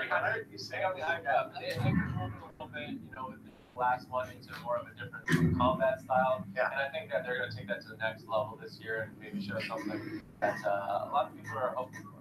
It's like some people were wondering were they going to make it annualized again, and it sounds like they are at least this year going to bring that out. That'll be a big game. We saw a little bit of Division 2 yesterday, which looked pretty good. The next press conference. There'll be that, and I think they've also got. Ubisoft last year, they had a lot of games they announced. Interesting, YouTube. You got somebody on your panel there who's in a bad mood. That's kind of hilarious. More on that. So they've got a lot of games. So it'll be interesting to see how much they focus on for this year and what the future is. And that's what I'm saying. It's like they've enough. Like how many games can you have? Let's work on a bunch of games. Let's have some fun. Just Dance got like a minute of time. I said last year they had Just Dance with BB Rex performance, so there's always the crazy Just Dance performance. Right. So let's perform this year. Let's get Gangnam Style. Let's do Harlem Shake. Let's get nuts. Exactly. For crying out loud. There's always something. He's not happy. But we'll see. Rabbits. Let's hope. More rabbits. I don't know. We don't need the rabbits. Let's do Harlem Shake. Let's do the mannequin challenge. Let's do the ice bucket challenge. Gotta go back. Bring it back to the ice bucket. Do it. Let's have some fun. Let's bring it back. All right. Well, we are about a minute away from all things Ubisoft to see if Rocco's predictions come live. We do know we're going to see Assassin's Creed Odyssey. Pretty good chance we'll see a live gameplay demo of that. I think probably more on the Division 2, and then I think there's also chat that we would hopefully hear more on Skull and Bones and some of the other titles that they revealed last year. But there could be that one more thing. So what do you want that one more thing to be? Oh, maybe something completely new, right? New IP? Yeah. I think that would be good. Yeah, a new IP completely blow people out of the water. Something that maybe a new IP that comes back every year that is so good, No, that's the thing is, I know there's like Watch Dogs. That's been, been a couple years since I've been a Watch Dogs. Battle Royale Watch Dogs. That's it. I feel like Ubisoft is a company that I feel like they have to have something Battle Royale. They have to at least one or something. It's like they're a big enough publisher that's going to be required. All right, well, it looks like we're getting ready to go to the Ubisoft press conference. The CEO will be live with us after the briefing. We'll have reactions from you guys. A lot of the developers from the games will be coming by to sort of share their thoughts and extended looks at these titles. So we've got a big day, and then leading up to the PlayStation press conference tonight, that's going to be happening as well. So take a look here, Ubisoft Live.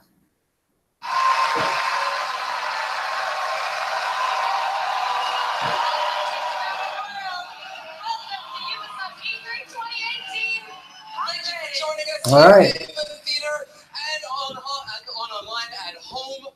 We cannot wait to show you what we have today, and I can promise you it's more interesting than a keychain. All right. There's Ubisoft coming up. Ubisoft, take it away.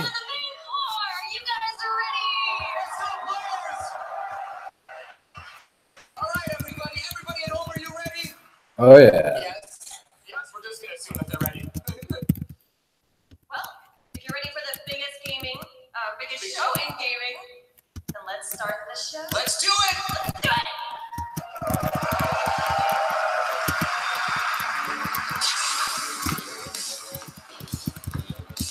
All right, Ubisoft, what you got?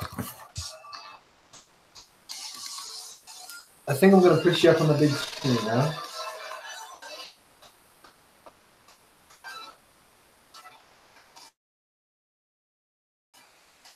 My phone.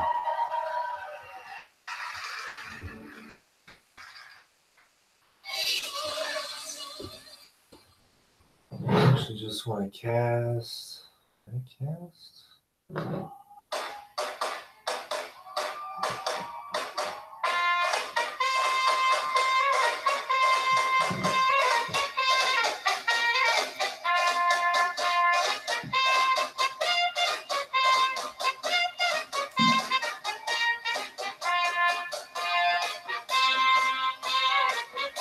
Cool.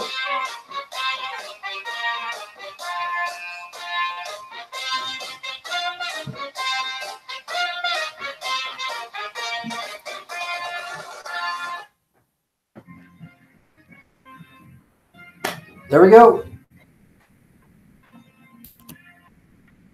Can't really tell what's going on there. Definitely washing it out.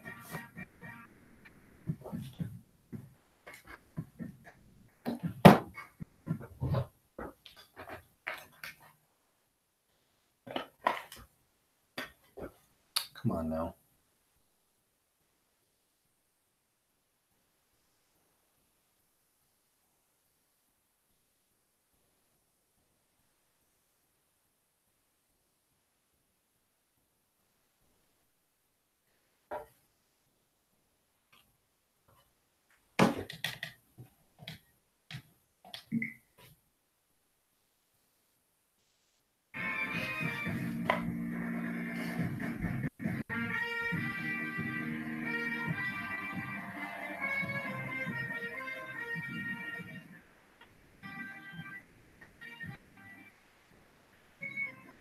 All right. They're putting on a show, that's for sure.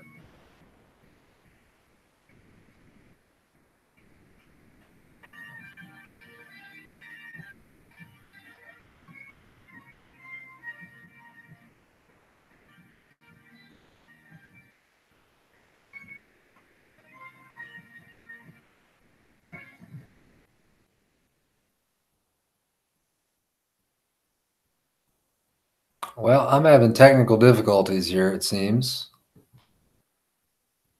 Which sucks. Come on, YouTube. I know it's free. What's happening?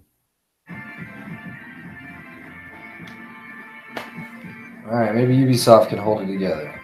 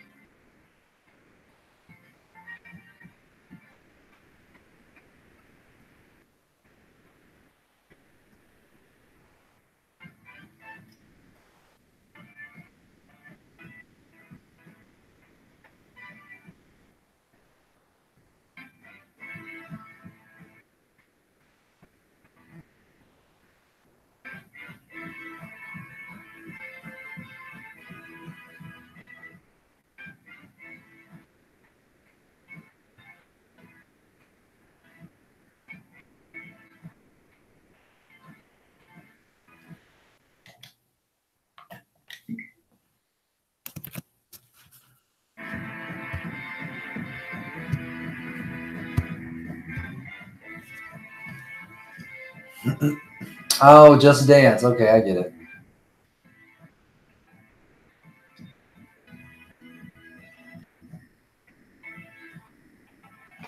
So that's what that guy was angry about.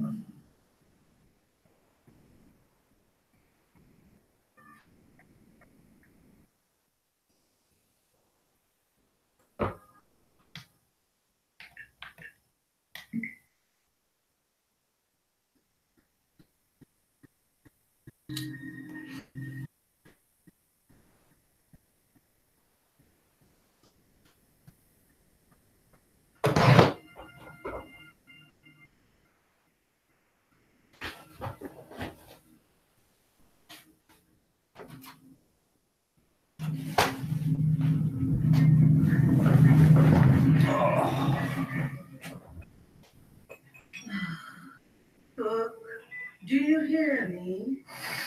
Roger, Uma. Half the crew is dead drunk in my sick bay. After eating your miraculous space chili. Oh, I have no idea what you mean. Our food is healthy, invigorating. Captain to crew. Didn't monkey the crow's nest. I repeat, monkey down. Space chili, dragon again. Copy that, Captain. Hey, Paige, bet we can use your space junk. Oh, is this Cyberpunk? Nigga, people me up more. Only you can melt my sockets. Eat that, fools. Oh, we're waiting on Splinter Cell, maybe, right? Is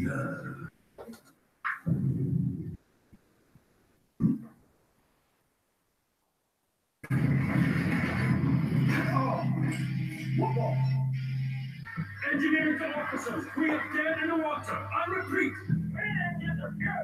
Doc, come in. What have we got on this cannon? Shit, nada. I have been invited to see something. 3 o'clock starboard in. It's massive. But get back here, Sonny. Hold off!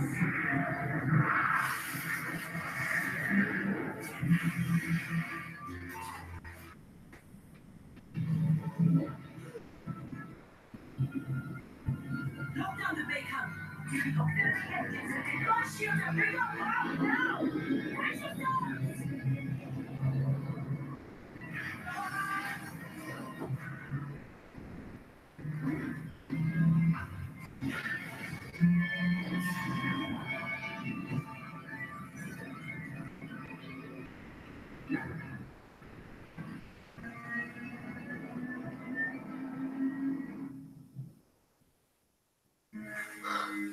Gods protect us. Oh, come on.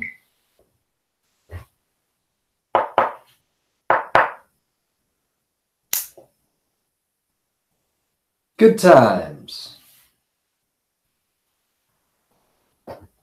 Let's see what we got here.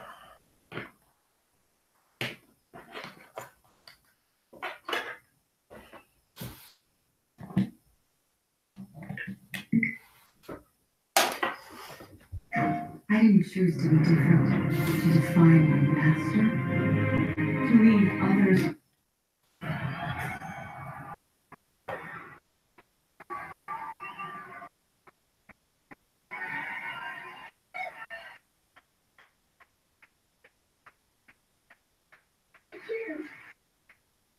Hi.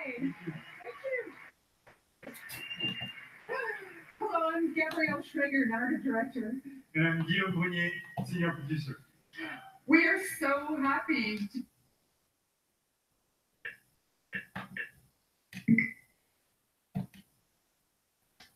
be back this year to share our progress on our space opera, Beyond Good and Evil 2, a game full of wonderful. Well, that is Beyond Good and Evil 2. Last year, you all saw the enigmatic green-eyed Captain Bikini leading the legendary crew out on a quest to discover the location and the mystery behind a deep space artifact known as Moksha. But Bikini has since gone missing. Shani is now captain of the Gala, and she's leading a crew into the deep, unexplored space beyond System 3, when they come face to face with their nemesis. Fans will have recognized a ferocious young Jade. And Paige is back as the incorrigible chief cook of the Gala. We've got 2 other officers, Uma, the holistic chief medic, and Callum, our chief engineer. And all of these legendary characters will Cool. be playing a major role in our prequel. I mean, I liked Beyond Good and Evil. Today, we're proud. I think it was an interesting game. I don't remember much of it, but I know I enjoyed it. I do remember the pig character. It's just one of those really simple games that took you through a story, took you through a world. Had some semi-open world elements. Pirate captain in a distant galaxy near the end of the 24th century. At this year's E3, we will be showcasing a new behind closed doors demo, offering a first look at our major location, the sacred city of Ganesha. Now, let's take a look at our first pre-alpha gameplay footage. Oh, Beyond Good and Evil 2. Cool. Ganesha is a metropolis filled with sacred temples, beautiful gardens, and bustling shops. But it's also a darker underworld, rife with dirty bars and dangerous back alleys. Our game is an action-adventure RPG that you can play alone or with your friends in co-op. From the intimate interior of a hidden temple to the very edge of the galaxy, fight on the ground and in space at massively different scales. And all of this seamlessly. What you will be seeing at E3 this year is only a very small part of a much larger open universe we are creating. A universe we are also building with our fans. Wow. Yeah, that's good. I mean, not wow to the rebuilding, but that they really upscaled the. With Beyond Good and Evil 2, we want the our depth to participate in a way that's never been done before through the Space Monkey program. We want our fans and people all over the world to really be a part of creating the game. So today, we are issuing an open invitation for people all over the world to contribute their ideas, music, artworks, and create original content that players will experience as they explore the world of Beyond Good and Evil 2. And there's literally a universe of ways for artists to express themselves, from giant frescoes to murals, street art, music, radio content, and much more. To do this, we have partnered with a company at the forefront of community collaboration, Hit Record. And here, to tell us more, is their founder, Joseph Gordon-Levitt. Oh, Joseph Gordon-Levitt, okay.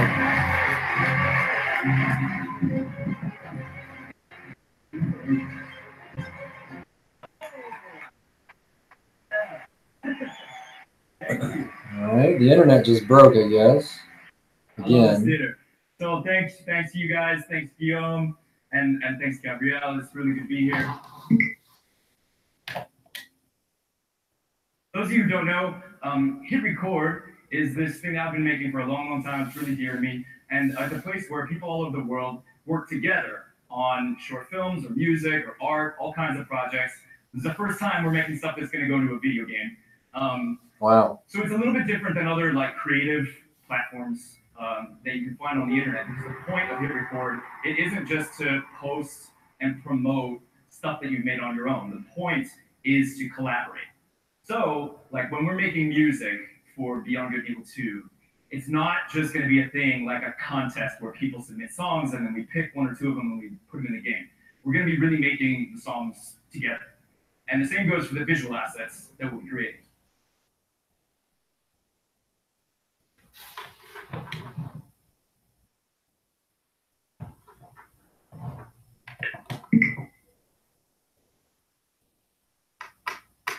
Promote stuff that you've made on your own. The point is to collaborate. So like when we're making music for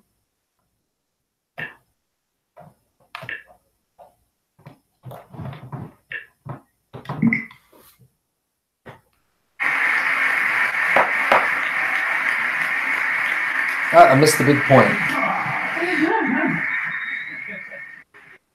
Hit Record's approach to community collaboration is inspiring, and we're incredibly happy to be working with Joseph and his team.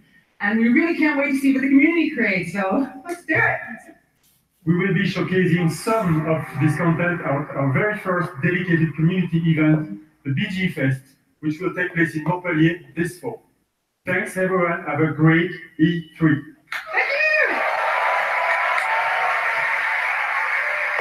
Oh, they're having a Beyond Good and Evil Fest. Let's see.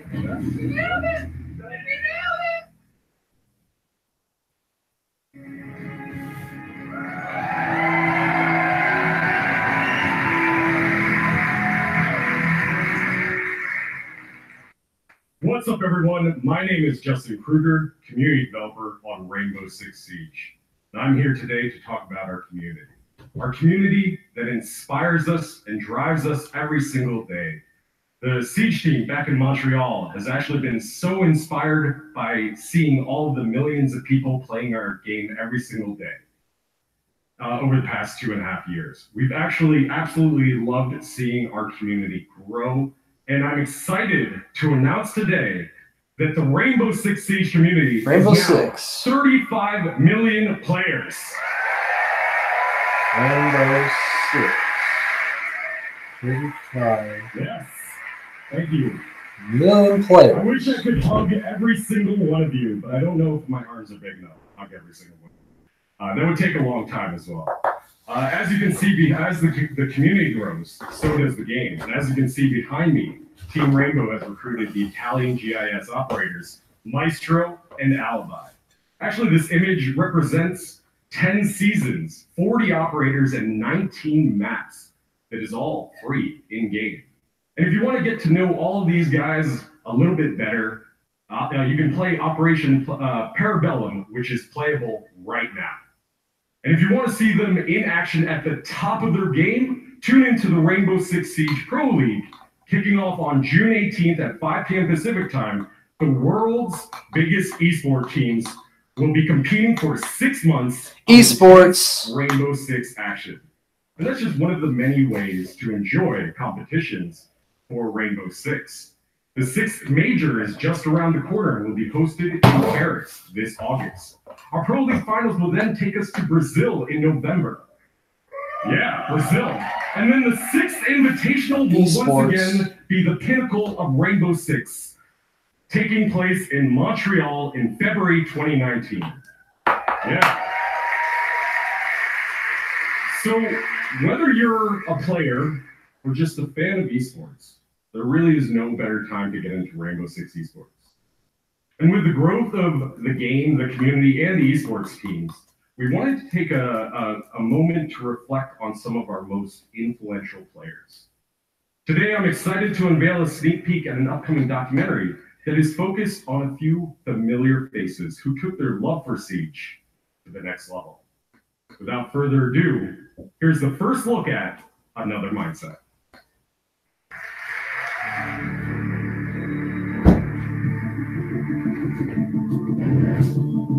That is like the greatest injury to ever happen to me, only because it brought Sage to me.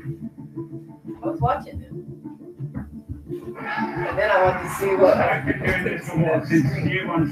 Can you hear it? Could I hear it? How do you think I should deal with that? Should I just not?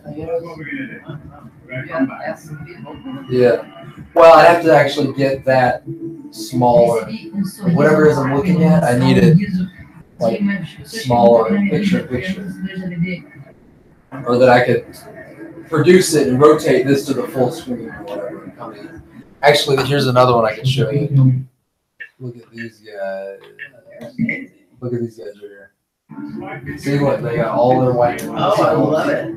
Lined up on the bottom. So I want you in 6. And my cousins to be able to.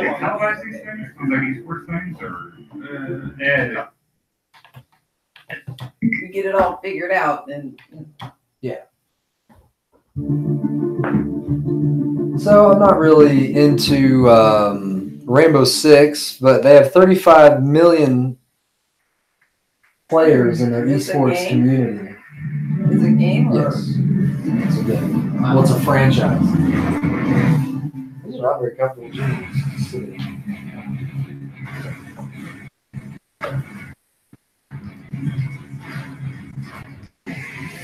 Hey! The old ass people can eat it? Never seen that before. I thought he died. Is that really it? I don't know. He's got this. Yeah. Oh, come on. I really want to watch that. I have to figure out ways to get old ass people in these.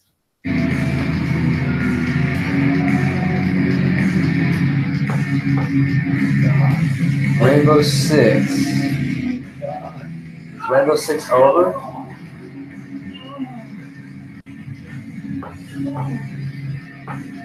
LAME.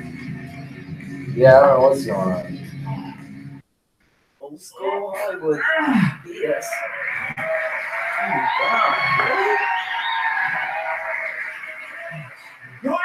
is all about crashing with style and getting up again. Hello! I'm the also creative director of Trials and also Trials. Prime Minister of Finland. That's what it is. Trials. Now I'm pleased to announce the That Trials makes is back and it's bigger than ever. It's a biking, and you crash a lot in it. Okay, so yeah, that's the Evil Knievel. Like, anyways. Yeah. So I have been playing Trials. It is free this month on PSN. Trials 2, I believe, or one of them.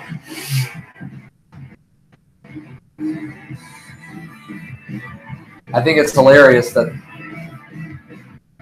I mean, this has been around since NES, the NES, the first Nintendo. Really? It stopped it. Well, there's a whole new generation of people, right? Yeah. Look at this one again. To keep freezing. Someone just have to make me mask.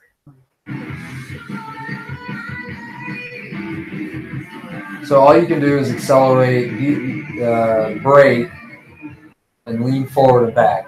And you have to just use those simple mechanics to. They just don't find their car to market. They're just going to always be the young kids.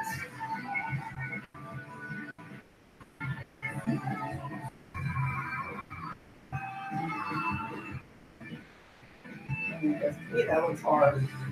It is hard.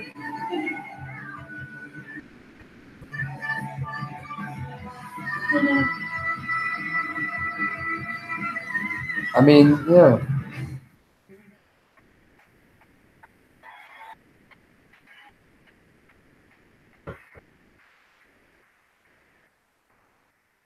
Sorry about that.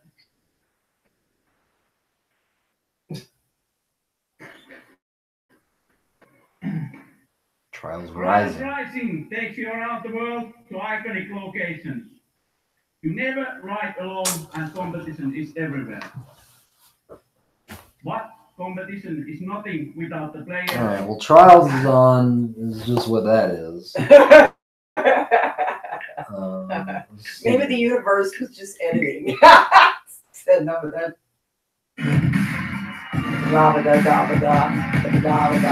Oh, more people to talk about. University of Trials. Oh. Yeehaw! Well, thank you, Auntie, and hello, everyone. Professor Fat. Okay, next video on the front. I see you. I became a fan of Trials because it's challenging, but so rewarding when you overcome something difficult. But I soon realized that a number of players struggled. That wrong, get paid. So in 2013, I created the University of Trials, a YouTube channel dedicated to mastering Trials writing. Now, before I go on, Ubisoft star players, I want you guys to make some big noise right now.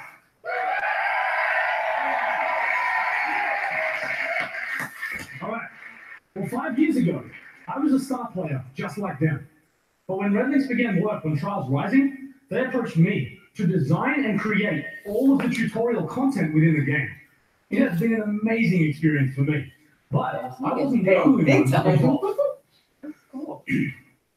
20 community members, known as the Trials Elite, have been involved in the development of this game for the last 2 years. Whether they were track builders, streamers, or speedrunners, each brought something special to help shape this game. Now, if you want to get involved, register online at trialsgame.com for a closed beta happening later this year. I really like when people got their marketing down and they really make it into something interactive. It's not something I'm interested in, specifically that, but it's clean, man. It's just out there. Trials Rising will release on February It's like they give each part a person so it has that personality, so they're committed to it. That's what's genius about it.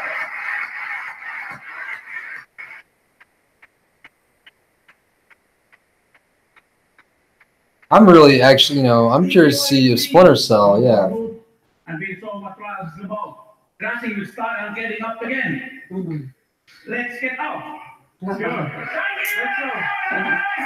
that's, I think that's their like, what do you call it? Like they're like a hidden, a kernel. Let's get up. It's just kind of like a positive, no matter what everybody's doing, that's their seed.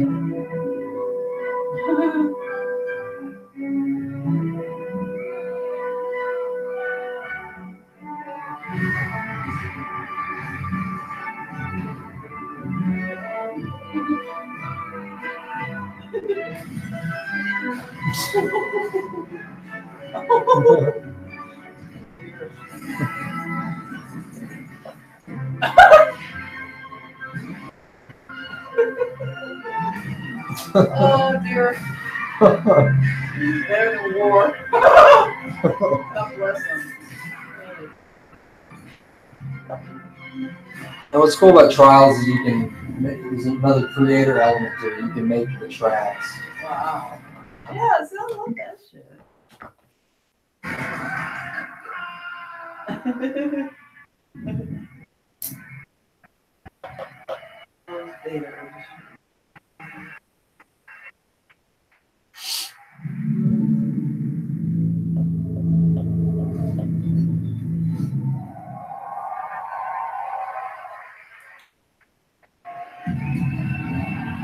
All right, that symbol's pointing to something that I don't know. I might recognize the name, but My name is Julian Garrity, and I'm the creative director Oh, it's a on set. Tom Clancy's The Division 2. oh, Division. That's what it is. The Division 2. Division 1 didn't do so A great. strain of the smallpox virus was released on dollar bills in New York City. The infection and chaos spread across the nation. Well, why do you stay and circle that idea? 7 months later, the virus has mostly burnt itself out, but America is tearing itself apart. Washington, D.C. is at the heart of this battle, under constant threat from dangerous factions. Cameras in the shot. They are trying to rebuild. In their survival lies the seed for the rebirth of The society. graphics are just fucking beautiful. You know? It's just like, That's all computer generated. Yeah, you can't show up here with like live action. I mean, you can, but it's got to make sense somehow. I Like, guess you're right. That makes, yeah, that would be nature. Imitation nature. This is so powerful. God damn, you can make any story, anything you want. We can stop making war. well, it's a war game. Well, I'm saying we can still stop making war. I'm just saying we Yeah, do this tool. It's just like we don't know what else to make. Dearth of ideas.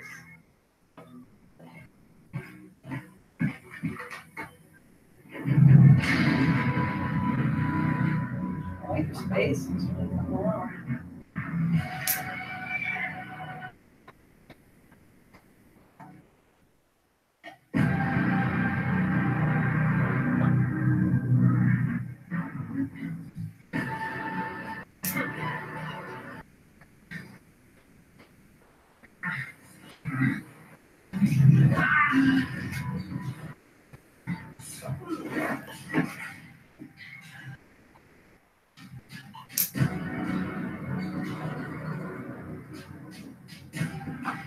Another post-apocalypse game. That's new. It is the Division 2. So People want more trauma.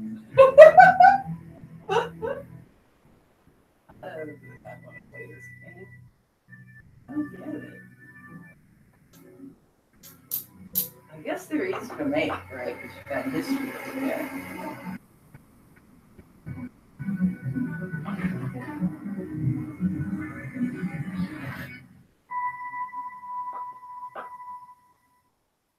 that was a hand.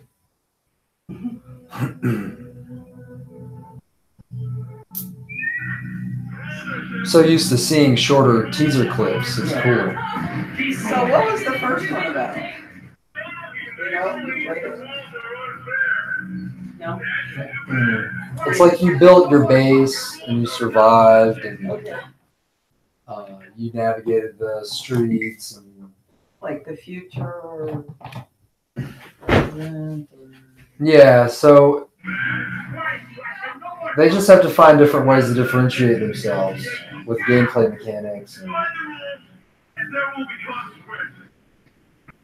Examples will be made. On your knees. Be still.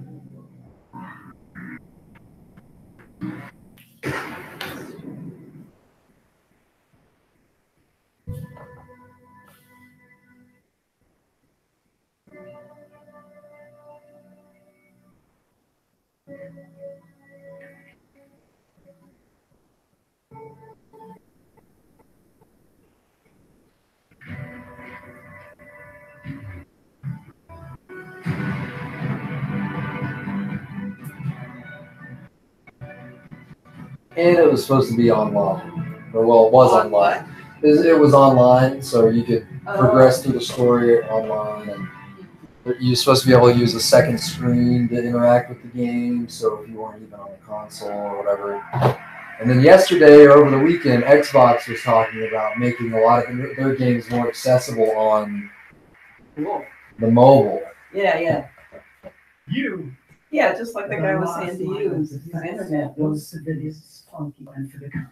Well, everything's been kind of spread out for a while. Now it's starting to go like phew for a minute. It's gonna go everything's gonna go really that always mobile. helps everybody in general. The more that it's together. I mean, there's still PC. Yeah. You know, and then VR can branch off of that, and you know, a lot of other things can branch off of that. It's like if you have a place, you're gonna have all of that. You know, you gotta be a place for people to come. Well, it's got to be in a lab setting, and people got to be like working on. You think so? It's a gradient though. It's like you have the social aspect of it, and then there's like a cutting edge development side of it. Do what? Is that the way these are set up? These companies. I think they have to be. You need one end where people. I don't know about the public, but you need people that are playing things and working on things. A specialization. Yeah, that's what I felt like as a potential with like Chromatic Dragon in that space and Pixel Play. Well, that's what I'm asking you. Is that just you're guessing, or you know this because people, other gamers know? You know what I'm saying? That, you know, is that insider or outsider looking at it? Is that a consumer's evaluation? Well, I expressed a really broad range of topics, so I need which ones I was talking about synergize with other players and take team play even further. Speaking. You mean that was a nice. You mean having space? For the first time, having all space where it's people can, because you said everybody should have. The ultimate end game. Well, I was just thinking if you had a business where people were coming to play games, right? Not to make games. Or okay, anything. You're right.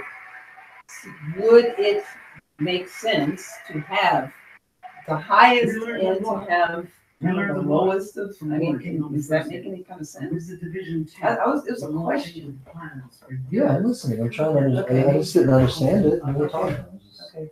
Because then your answer, I didn't understand if that was just your opinion or if it was like what professionals, because that's what you're watching this, right? Well, we're coming at it from a lot of different angles. You know, I forget.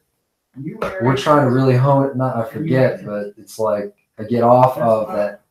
To have a business, it's got to make sense, you know, and we go off a lot of feelings sometimes. So.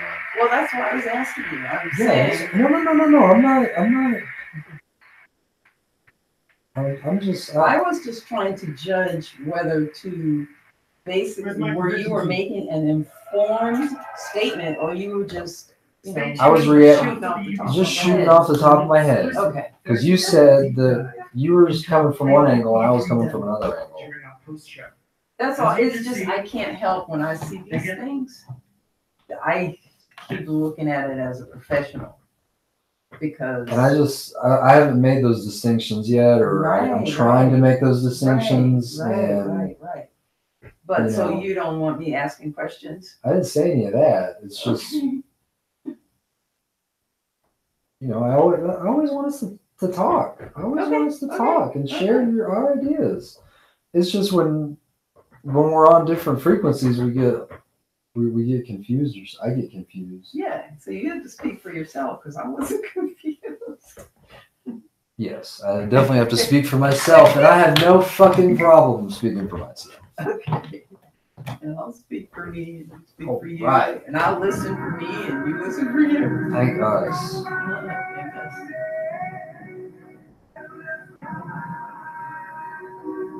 Is this just more of the division?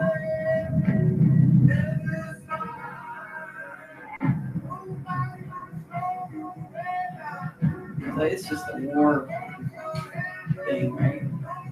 So is this like The Last of Us, or? It's I get confused when I watch the movie called. Yeah, no, you can't. Yeah, I mean, this game one? No. No, it's still. I don't even know if this is still the division though.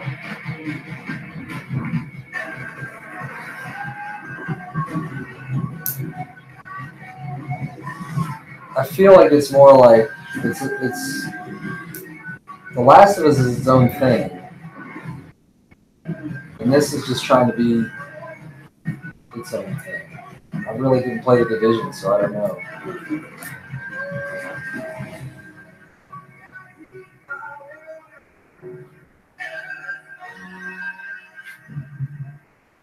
Yeah. Yeah, I just wonder, like, what makes them appeal to some people, certain.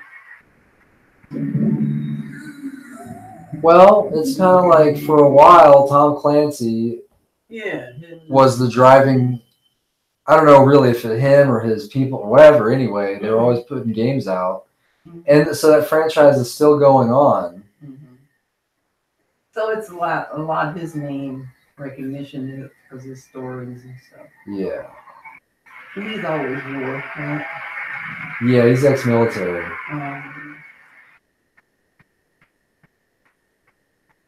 Hi, I'm Zeddy Gonzalez, lead producer. It's an honor to be back here. Foreigners, aren't there? Ubisoft's Canadian, Oh, it's Canadian. I think, but they're global. So this guy's Paris. Ubisoft Paris. The support and all the feedback received. Thank you. It's just when you asked me that question, it touched on my desire to develop games and to have, to have, you know what I mean? Like, so it just opened a whole box of ideas. Like, I just couldn't answer this at one point. Yeah, well, that happens to me sometimes. I took like when those guys walk through me, I'm just kind of out of my body. And celebrate the upcoming release of the Donkey Kong Adventure. And what better with music than with Grant Kirkhope, our composer, and the band Critical Hits. So please enjoy. Thank you. I like the new casual look.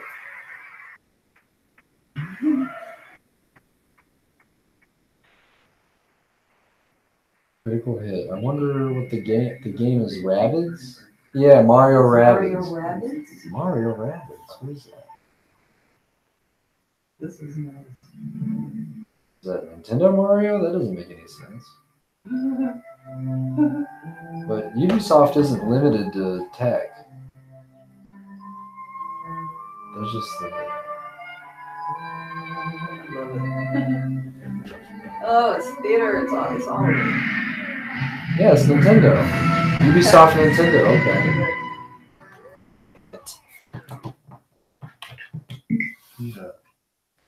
I need an IT department. Can I get an IT department in here, please?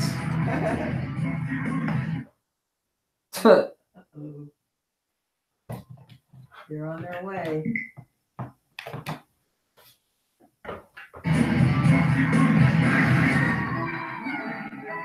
So that's Ubisoft's like one of their characters. The gorilla? No, the rabbits. Oh. The rabbit, with the D. Rabbits. I haven't seen it yet, right? That's the style of it there. The eye and the mouth. The eye and the face. I mean, I like everything but the... And then that's Nintendo now. So it's a collaboration. So they're marketing more towards, you know, Macy's generation now. Yuck. Man, what the fuck?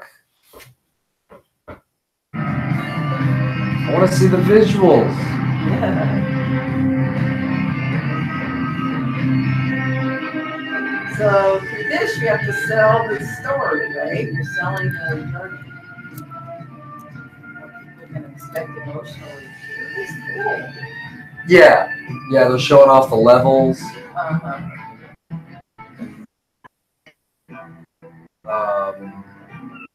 I'm wondering if it's multiplayer.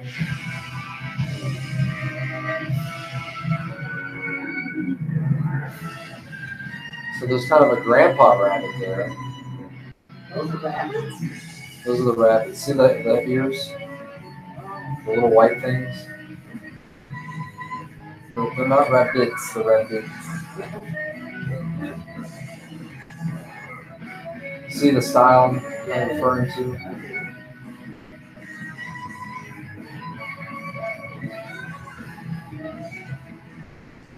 Oh, it looks like Mario Party. Oh, it's a rabbit dressed like Princess Peach. That's hilarious. What's Princess Peach? She's from Nintendo. Well, I missed a lot.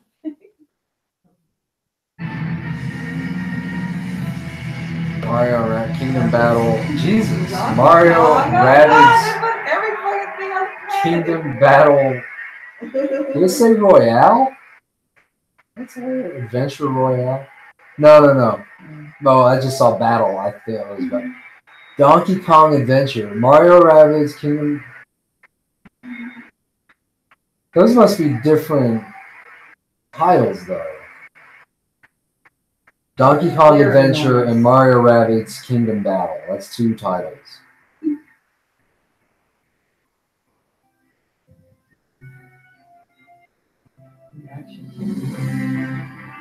Huh?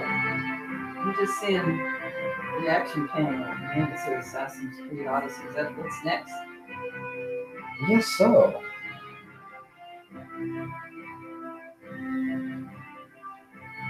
This is YouTube's channel, so they're gonna pull away after Ubisoft is done. So I'm bouncing between Ubi. So this is just telling you what's gonna happen. Yeah, what YouTube's gonna do. I've been bouncing between Ubisoft's official. Hey, pirates!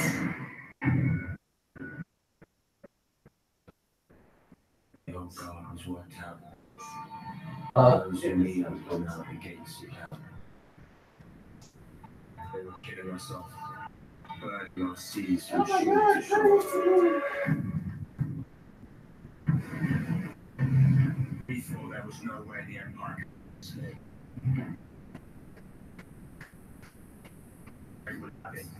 The tide turned in our favor again. A new wind was at our backs, blowing us straight to hell. In our new Eden, there was only one rule. Come on, Valeria, don't miss the pirates. We're missing pirates. Missing pirates! Why'd you have to leave on the pirate show? Well, I had to make sure the goat cheese. Oh, yay! That black pirate girl. Saw Black Pirate King. Really? Yeah. Oh, there he shit. is. Oh. There he is. Oh.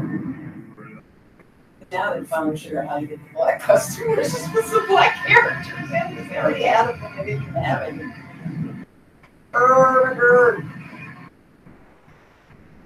Thought we were.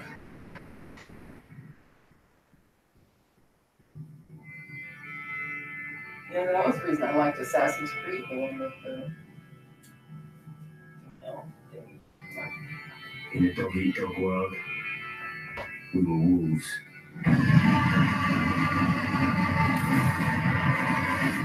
Wolves. Hunting packs. Did they ever show you the gameplay? Or?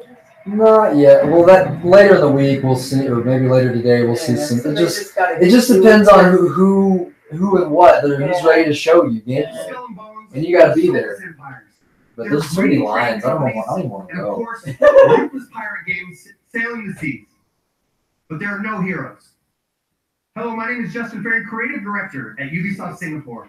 And for the past year, my team and I have been anxiously awaiting this moment to invite you, our fans, to join the hunt here at E3 2018. Piracy is dead in the Caribbean. The Empire is crushing all those who oppose them. So your next big score? The Indian Ocean, home to the richest trade routes in the world, where merchant ships carry cargo worth over $10 billion a year. And you're gonna steal every last fucking coin. First, you need a target. You pick up intel on a heavily guarded frigate, fat with African diamonds meant for the Grand Mogul of India. That treasure will help you claw your way to the top, to become the pirate that no empire can take down. Second, you must know your hunting ground. Our reactive and evolving world is reflected in what we call fortunes, presented to you by Taljeed, the fortune teller. Now, fortunes reveal changes in factions, weather, and the trade routes themselves. Today, Taljeed reveals favorable winds. That means more merchants to rob, but also more competition. And now I'm proud to share with you the essence of Skull and Bones, a shared world where every player encounter matters. Will you fight or will you ally? This is what we call the hunting grounds. All right, pirates, let's head to the hideout and have a great E3.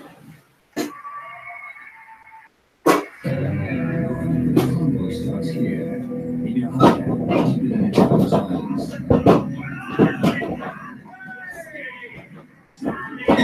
Yeah, that shows some gameplay. Pirate Den provides everything you need for your next strike. Let's turn this off. Your shipyard. You choose the black horn for the upcoming. The strong winds will boost its speed. It needs battering around a devastating coach. Gameplay? Next, It's looks like a little sizzler reel. heavy cannons are slow loading, but deadly at short range. Right there. Rocket tower blazing fast. And deal powerful damage from every angle. You do upgrades to your ship, change what's on your pirate wheel. Winds are strong and the day is clear. More merchants to rob, but also more rival pirates out looking for a quick score. According to your intel, the convoy is sailing past a Portuguese fort, taking advantage of the strong winds. There she is! That fort is too strong to simply sail past. Its cannons can blast you out of the water. You need to find a way to sneak by before the convoy slips away. Next sighting, Captain! Fortunately, deception is another tool in the pirate's arsenal. Let's roll these blackguards! Disguised as a Portuguese merchant, you try to creep past the fort. Captain, if we engage, they will see it through our guys.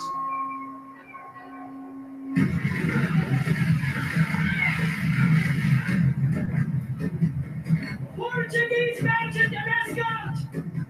This island provides perfect cover for a surprise attack.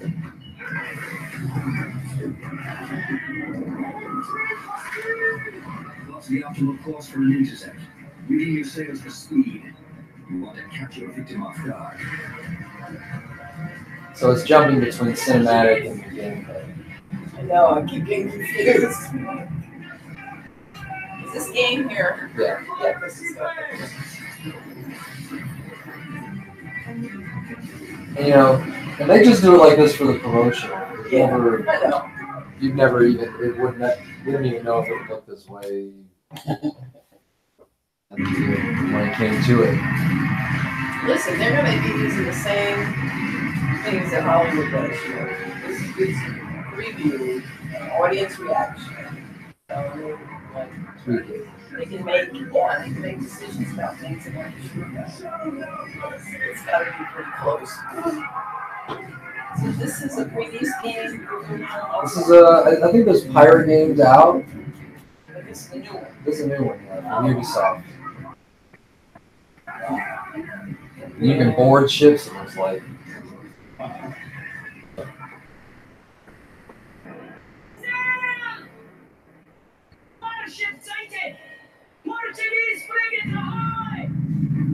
Your attack has alerted a powerful Portuguese warship. At the helm is a Commodore, too tough to handle on your own. Worse, you could lose your loot. You need help. You need it fast. That one's with us! Other captains have answered your call. 4 against 1 should even the odds. So I think that's a nod to an online element. Because it said invite group, and those are kind of keywords for. Oh, I see that one right behind me. You know, you said you need help. I just like had tuned him out because I was looking at the post. No, thanks for pointing it out. It wasn't counting as the standing in the morning.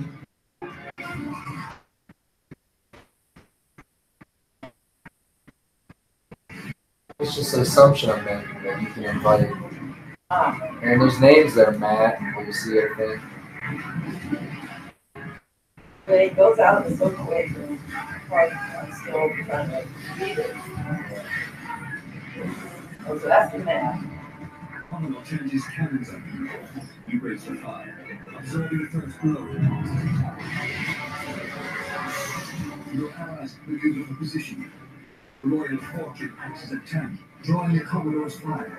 It unleashes its special ability, Siege Run. Once anchored, it fires its cannons without limits. The Jaeger slips into position with its powerful cannon. Its special ability delivers 8 shots in a single blast, increasing the odds for a critical hit.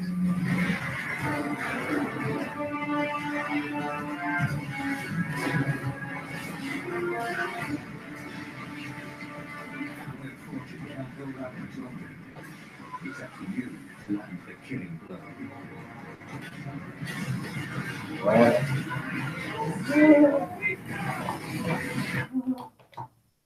Funny, I'm so busy. It's so interesting to look at that I can't even hear him talking. He's won. But the glitter of gold can turn new allies into deadly enemies. For there is no honor among thieves. Said it, white man. Said it. Woo! Woo! That's a Sign up for a chance to play early. Usually you have to pre-order it if you want to get the beta. Skull and Bones. You gonna talk about it more? No, that's probably it. Next, who's next? Yeah, that was pretty like overwhelming. The Ubisoft symbol. Ain't done yet. New game. So we've gone from pirates to high tech. UBC.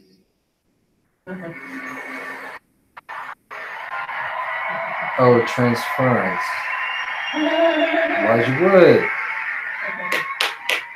Hello everyone, my name is Elijah Wood, co-founder of Spectre Vision. While we're known for our film content, we're also avid gamers, and the opportunity to partner with Ubisoft was something we had to be part of. And my name is Benoit Shade, game director on Transference. Together, we combine the storytelling techniques of film with the interactivity of video games, enabling us to create this unique, deeply immersive world with a dark and unsettling narrative. Have you ever dreamed of entering someone else's consciousness, exploring their darkest thoughts and most intimate secrets? I'm trying to get out of that. And with Transference, we're bringing We're transferring a first-person exploration game into a chilling new dimension. To escape, you must go hands-on to search for clues. He said Solve exploration puzzles while shifting That's between the your guys' perspectives of each family member and attempt to piece together the mystery. This fall in VR and on traditional. I was giggling over the fact that somebody said no. In this mind-bending psychological thriller will leave you with haunting memories long after you put down the controller. Just looking at you makes me haunted. Transference. Yeah. Wait, he's just like sleepy or something.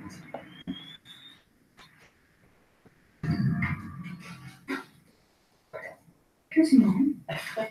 You're gonna sit here real soon, okay? Where are the girl games at? Where are the girl games at?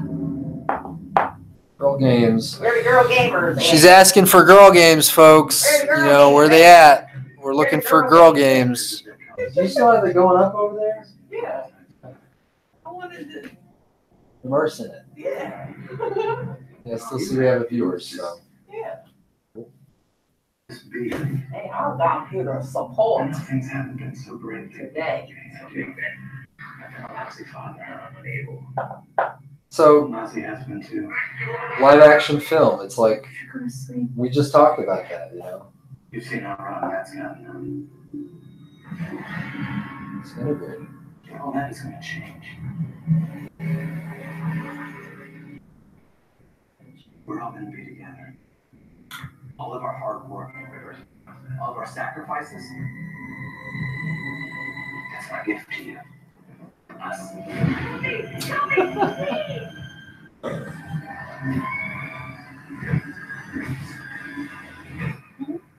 Dad, why are you doing this? I love you. I love you all.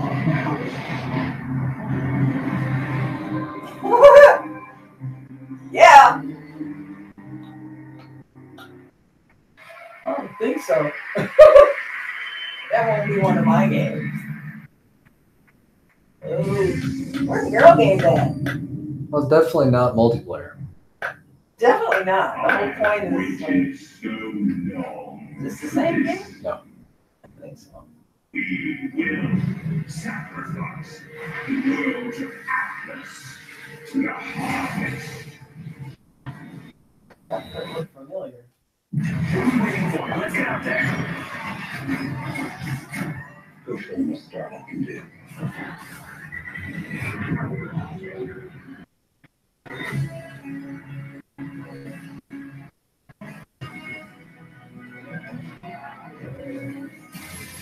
The Legion is growing.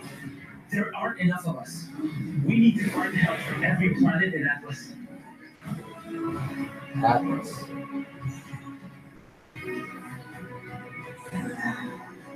Show the storm. The more of us there are, the stronger each of us is. Exactly. You must feed my legion. Timmy was acting like her back leg was hurting. But I think it's probably tighter. Or I think when she's just not really putting a lot of energy in it, and she just. Well, it looked like. That's the way she was holding it. This is interesting. I didn't. I gotta separate them.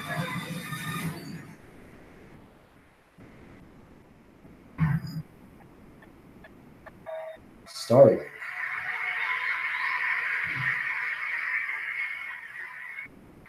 Thank you. Bringing back toys, huh? Hello everyone, I'm Laurent Malville, Creative Director on Starring Battle for Atlas. Last year, we revealed our modular starship Battle for invasion Atlas. to the world and showed you how players could reconfigure it instantly to adapt to any challenge. This year, we're excited to show you the depth of the open world that we've built and put the game directly into your hands. Boring. We're going to take you on a journey 400 light years away from Earth, from the Atlas star system. Discover exotic planets, meet fascinating local factions, and forge your alliance. Upgrade your pilots, starships, and gear, and unleash devastating combos to save Atlas from the relentless Forgotten Legion. The mission will not be easy. Atlas is a dangerous place, and our heroes will need all the help they can get.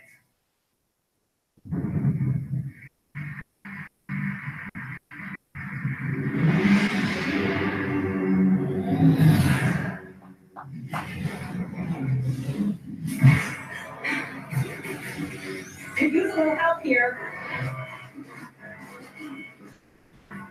Can you hear me?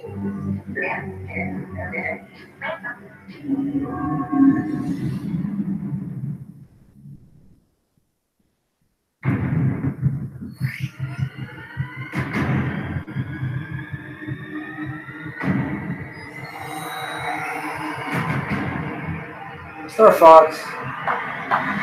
Rock and roll, boys. Star Fox. Is that what it is? Star Fox.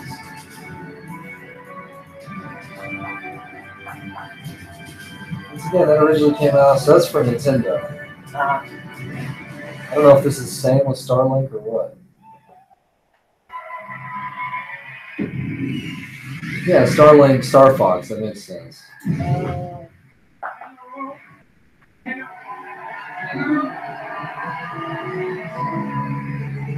Hello everyone.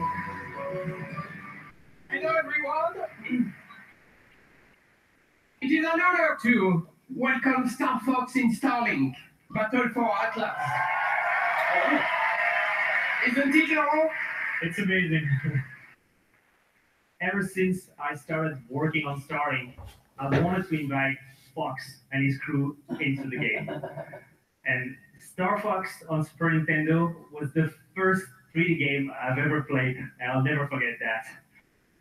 And so for me, this moment is a dream come true.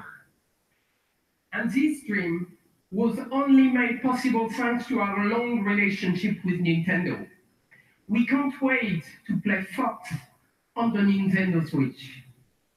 I would like to give a special thanks to a dear friend with us in the audience today.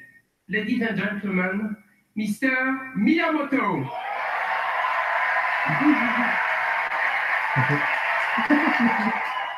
Asian man, what do you do? What do you do? He's Nintendo. Oh, he's Nintendo. Okay. He's one of I the- know this. I'm sorry, streamers. I'm really bad. I don't know exactly Miyamoto's thing. He made Zelda and Mario, I think. Okay. He's just basically the lifeblood of Nintendo. One of the lifeblood cells of Nintendo. Daddy. I'm sure he needs that. Super. So, thank you very much. So, it is actually a vessel that has been created by the team, and they would be so happy to see you backstage. So, let's go. Designer producer for Nintendo. One of the representative directors.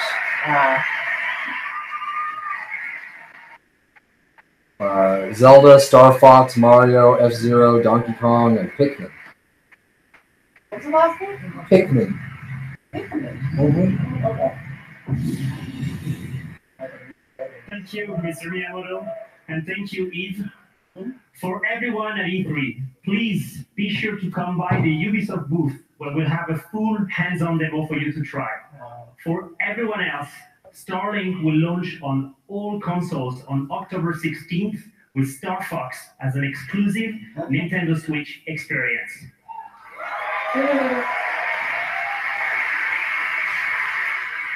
Thank you. I'm not sure if I'm interested in getting a Nintendo Switch, y'all. People in the audience, they work for these. Check out They all have the StarlingGame.com same if shirts you're on on. the game right after the conference. Thank you so much for being here today, and have a great E3.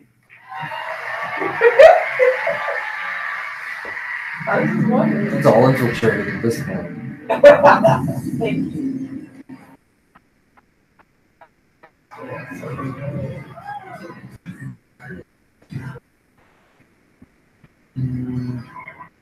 4 Honor. What is it? 4 Honor. Some medieval game. Ah. Yeah, you're right. I heard people wanted to get it. Yeah? Yeah. Nice. Streamers, cosplayers, artists, oh yeah, tournament organizers, and all of our players, you are for honor. Hello, I'm Roman Campbell Soyola, creative director. Some more water. Whether it be upgraded stability with the dedicated servers, release of heroes, constant balancing, and new training tools, we would not be here without your passion and commitment. You've helped us enrich the experience. Thank you.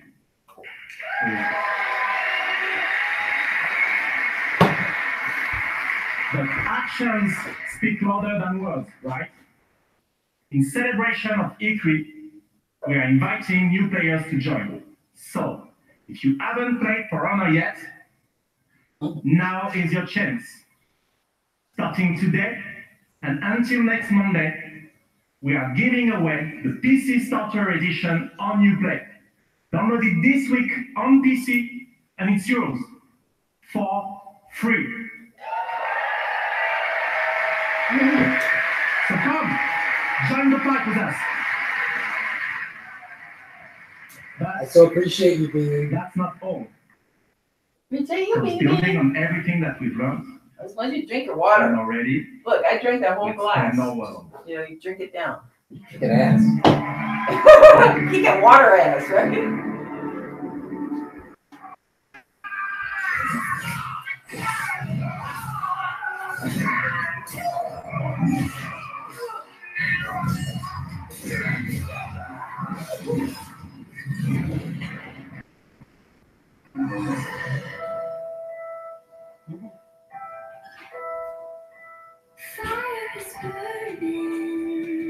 That food you made was banging, dude. It was good, wasn't it? Eggs, cheese, garlic, and quinoa. Yeah, and the pepper and. You put garlic in that? Mm-hmm. Oh, God, that was good.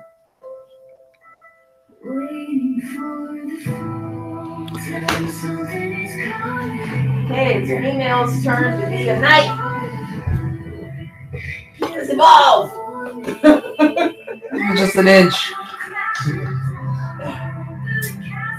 What's it look like? Beyond that.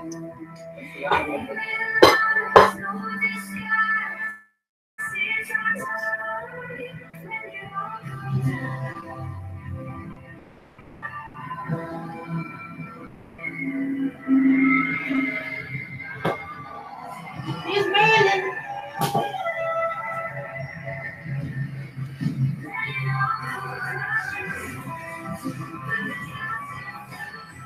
So that's right, folks. Me and are here hanging out.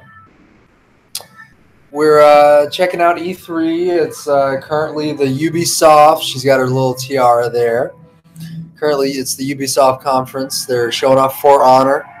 After the conference, we're going to give you a breakdown of how we feel the gaming industry is going to go, and we'll check out some more YouTube here.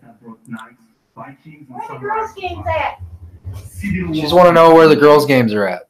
Warriors of the ruling factions fought each other, but failed to establish order. Amid the chaos, 4 warriors of the ruling will march west. With a new faction, 4 new fighters, visual enhancements, and single-player content yet to be revealed, the Marching Fire update is our biggest and most ambitious addition so far. But this update will not be complete without answering a huge request from our community. A new 4v4 multiplayer mode fulfilling the classic medieval fantasy. You know what it is? The Castle Siege. So please, allow me to introduce you to this new mode, Breach.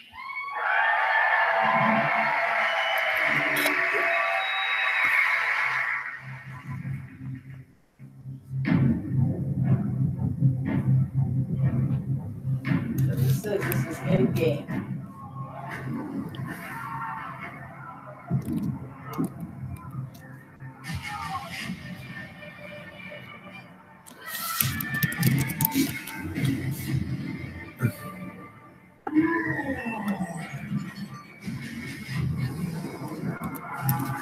Good game.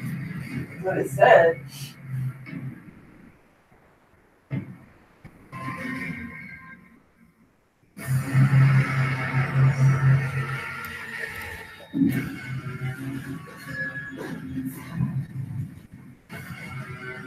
I gotta get you out of this building.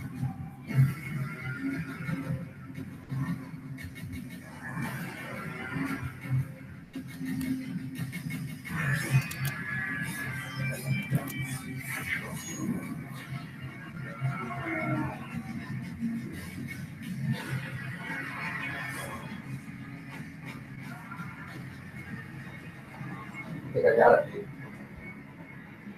What? Playing. Oh.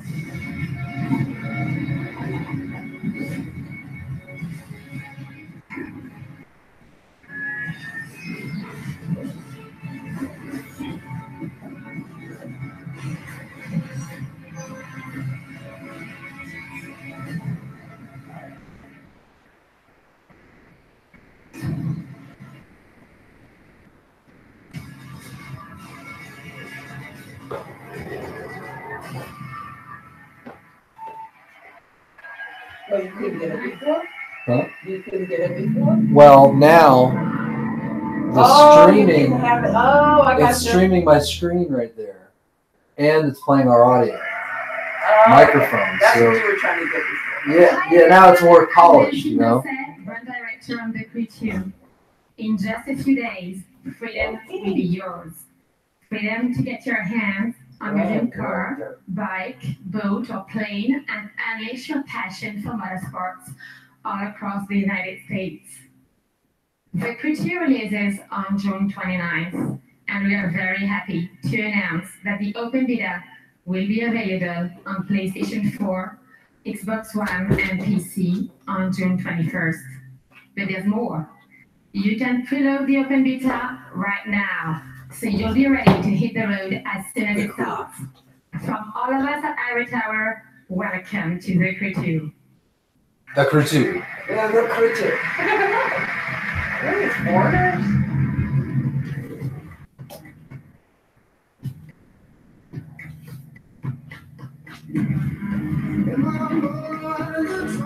Would you mind taking notes on your thoughts? Just on paper. I'll get you some right on. It doesn't have no pressure, just like a passive. Any thoughts?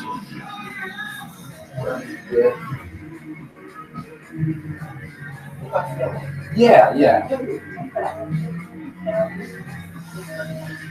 Well, I want to say those from my heart. I'll give you one of these. Yeah, go for it. This I don't get all of it. I do all.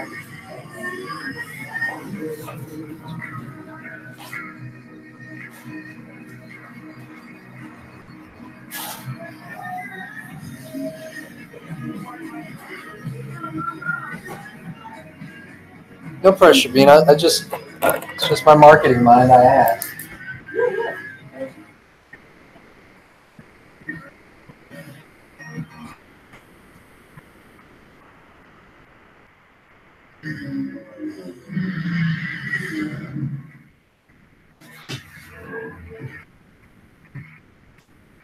We finally figured out that they didn't put some black people in it. I mean, that's. More than I've seen before. Oh, you're saying they finally figured it out? Yeah, I mean, this stuff I'm seeing, I Yeah. see more in black faces. I don't know if there's more in the game, but I'm just saying in general. Tell me, Nicholas. Tell me before you let our son go. This is a different game.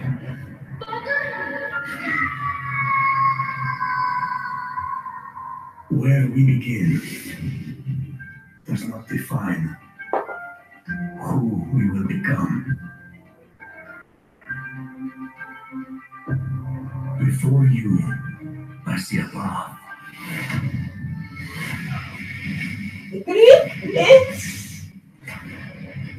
Built by friendship and family. Love and loss. War and bloodshed.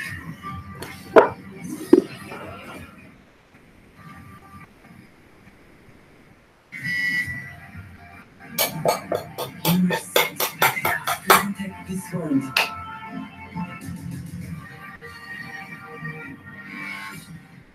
You carry the blade between us. Act like it. So what's on the screen? It's just behind a little bit. It's the same one. It's just behind. But so your live stream is now. Yeah. So now, when this is over and I turn it back on me, it's a format now. It's not just if someone were to tune in, they couldn't even watch what I was watching. No.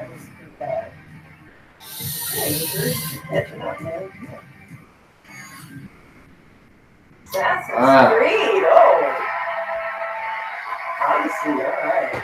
That's boring. Well, it's the way they'll be teaching history now.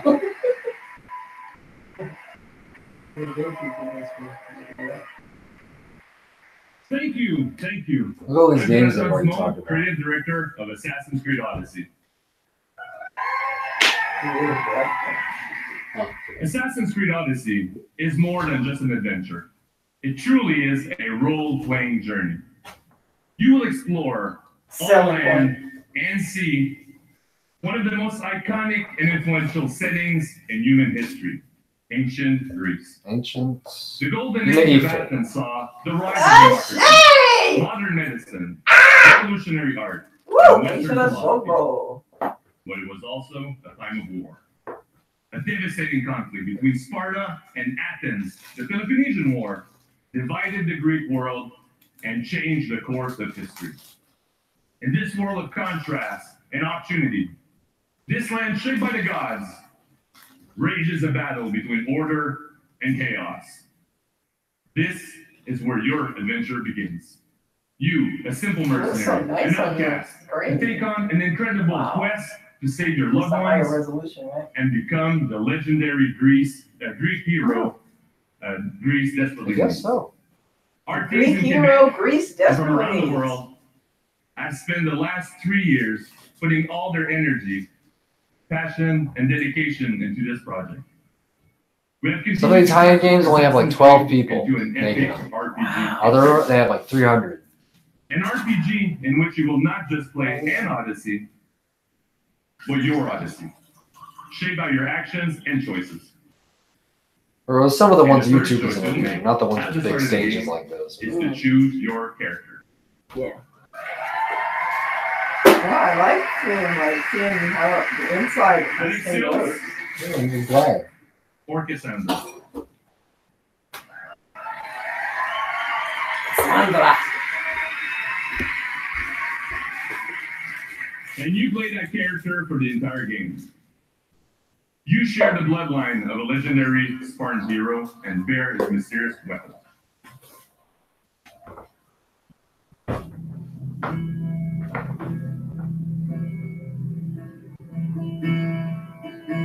Your turn. I need a spear. You're old enough now. My father's spear holds a certain burden, but you're ready. You are ready. Think of Leonidas. He had great courage, and he made a great sacrifice. You share in his blood and the strength he possessed. The broken spear of Leonidas gives you access to powerful range, combat, and stealth abilities that you can unleash on your enemies.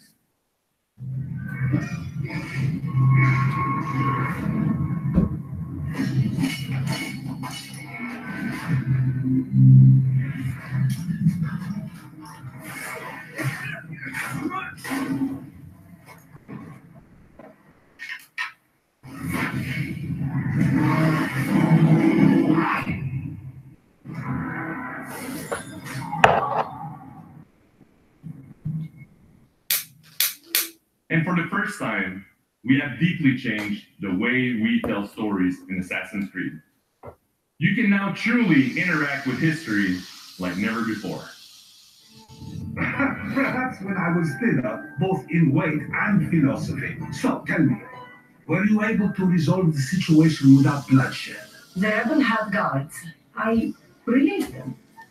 Interesting. Somebody You turned thought down our the life of a driveway. thief and a murderer was worth they were more coming than that down, of I think they soldiers were doing their duty. I wasn't even thinking about him, to be honest. And what of the Back rebel? up and back around. They were like guard goats. They were fucking amazing. You should be halfway to the You just happened to see that. You let that lunatic run loose. Somebody coming on the driveway. The goats are there. I'm not sure approaching you was They're wise. like, oh Our god. choices are like ripples on water. They seem tiny and insignificant at the beginning, but they can become devastating tidal waves by the time they run their course. Over the next few days, you can experience this for yourself here at E3 in our playable demo. And for you at home, here's a full gameplay sequence of Assassin's Creed Odyssey. Thank you, and a great E3.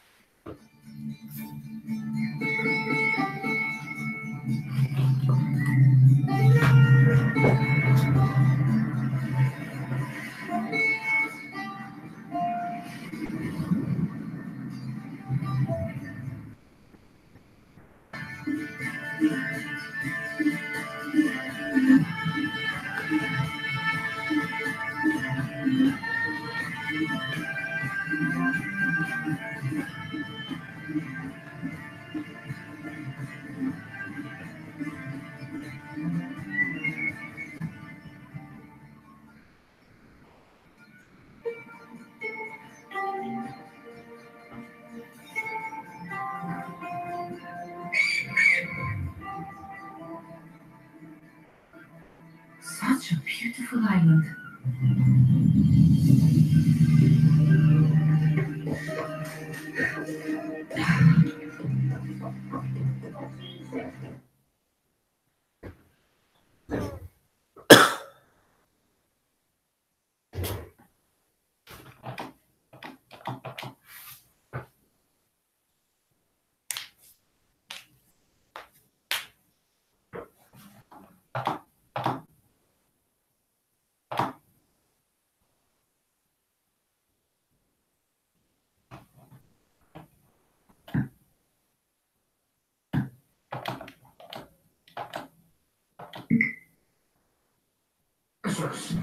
A warrior named Diocles fights with them. None who face him survive.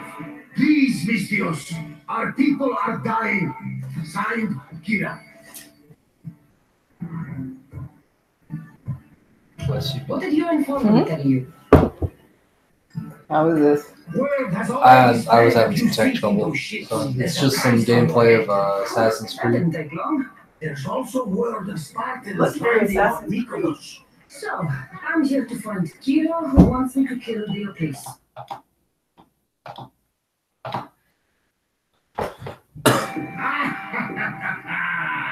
Gods protect you, Cassandra. Thanks, Barnabas. But they'll be too busy protecting Diocles from me. Spotted! Go! Fight them for all your worth!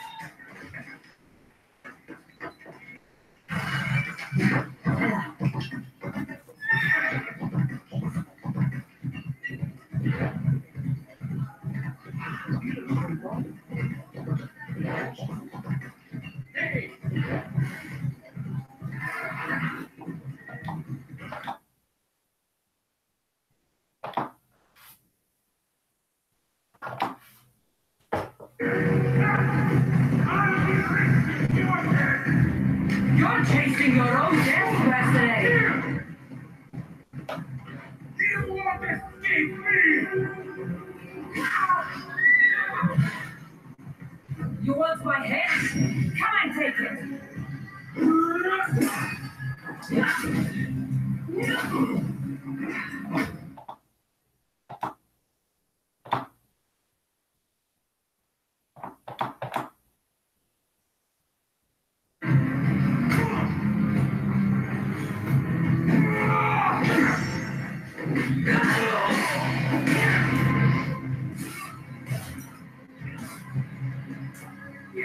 should have left me alone.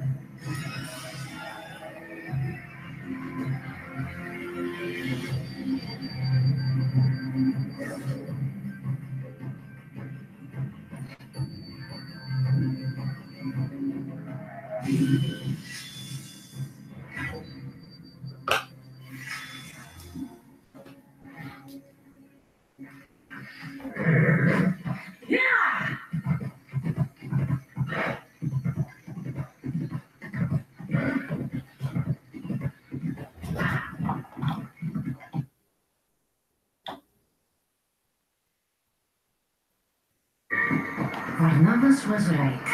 The Spartans have made themselves right at home.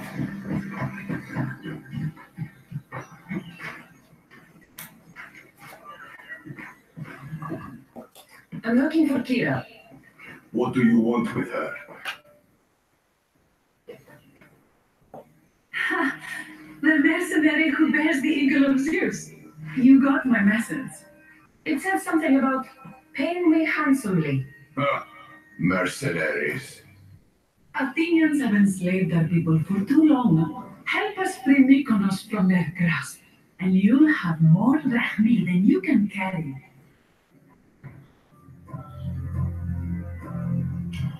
I'm here to kill Diocles, not go to war. Which is why I sent word of a rebellion to you and Sparta.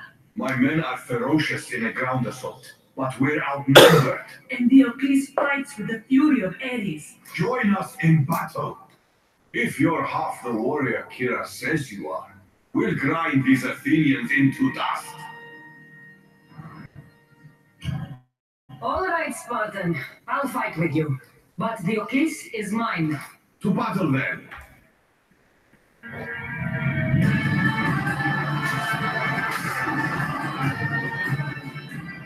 And the storm's still standing there.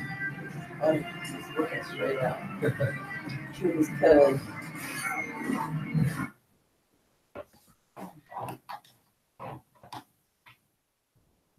I think that's our. I think it's because it's on Wi-Fi. But this one keeps running, so this is I'm guessing the hardware is more, or maybe the position of it even probably even better. You're gonna have to run your wire back here, right? I don't think that'll reach. I'll have to get one. That's what I mean. You have to get one and run it back.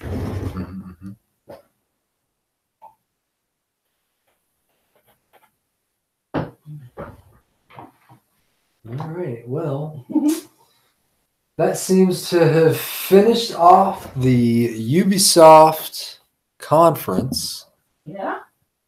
Sorry, the Ubisoft press conference. I'm going to go ahead and close off of that and jump over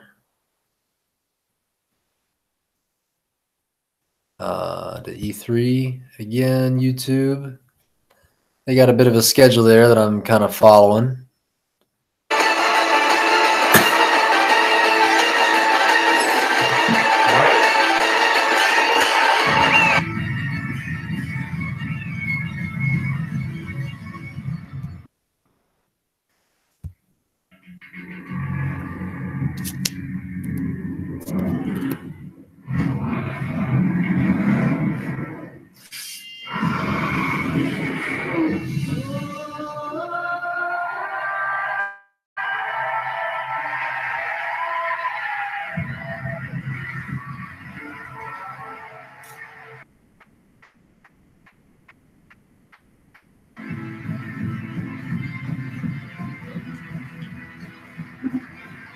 Oh, they're still going for another half an hour at least. No, they finished up. Okay. And they started off with Just Dance. That's the song that they. Oh. That's the same song they started Hi off with. everyone, and thank you for joining us. And thanks to everyone watching from home. To our teams, it's an honor to work with some of the best in the world. Congratulations on a great show. Nope. Oh, diversity won, right? Nope. Screw you. Don't buy Ubisoft. They have no diversity. Ubisoft. Look at that. I Come on. I am an optimistic guy, and I am particularly excited about the future of technology and the positive role games will play in shaping our society. Yeah. To create these games, we need to work even more openly with you, the gamers. Because we know when we do that together, everything gets better. So have a great E3. Thank you very much. I really love Brown, some sort of suntan person. All right, there you go. Ubisoft's 2018 press conference is officially in the books, and there's a whole lot to report on. So here to help me break it down, I've got returning Lego Frank from Polygon, as well as YouTube sensations Ali A, Wizite, and Vikkstar. Guys, what's happening? UK invasion. Man, girl. Yeah. Well, guys, so let's talk about E3 overall. You guys are here. We just saw Ubisoft show a bunch of stuff. Assassin's Creed, For Honor, Rainbow Six, all this stuff. Any particular favorites for you guys out of what Ubisoft makes? Yeah, I've taken a look at the Crew 2. It looks really exciting. I love how easy it is to jump into your mates, get in any sort of vehicle, and have a fun race together. So that looks amazing. Vic, I think you've actually played it already. Beta, and that was a lot of fun. Again, it's that open world element. It's driving around, seeing what's around you as you go. That's always fun. Seeing a sequel to that is going to be cool to dive into. Yeah, it looks incredible. Allegra, what did you think? Assassin's Creed Odyssey, right? That one looks really cool, but I'm a huge Star Fox fan. Okay. So the reveal, Starlink? I already really love like space games where you're like in a ship and shooting things, but the fact that Star Fox is going to be in it because it's one of my favorite series, that's really cool. I know they have Donkey Kong coming to Mario and Rabbids. They got Star Fox and Starlink, so a lot of Nintendo. They had somebody here sitting in that chair, and he was really grumpy. Oh, really? Really weird. Yesterday. Honestly, good. He's like, I want to see. Let's just get on with Ubisoft. Like, that Barrett 50 cal, I think that's going to be a favorite of a lot of people. Yeah. It looks incredible, very colorful.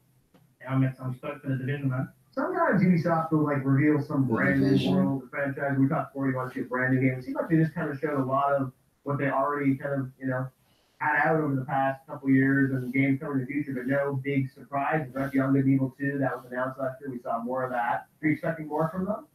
It was, but I think Skull and Bones actually looks kind of There you go. exciting. I know that's pushed to next year, but in terms of like new franchises, they spent a lot of time on that, and it was nice to see a new franchise that's not all like grimdark, It was like Yeah. So even Totally. though much more than that, I thought that was. I totally agree with her. All right, so let's look at E3 overall. You guys get obviously tomorrow, big Fortnite Pro-Am, which is crazy. That's going down, and we'll be talking lots about Fortnite games coming up in a minute. I know you guys are going to play it as well. What are you guys looking forward to at E3 overall, though? I'm a massive Nintendo fan. That's where my gaming started. Obviously, we've got the new Smash Bros. For Nintendo Switch, and I'm so excited to see that in action, see more about it. Honestly, anything Nintendo related, I'm there, so I'm up for that. Yeah, Smash is going to be. oh, Crash Bandicoot at 6:30. Finally get to see that, see what characters are in it. Definitely the gameplay. Ali A, Vikkstar 123, Ubisoft CEO, and more. So they're just going to be doing that.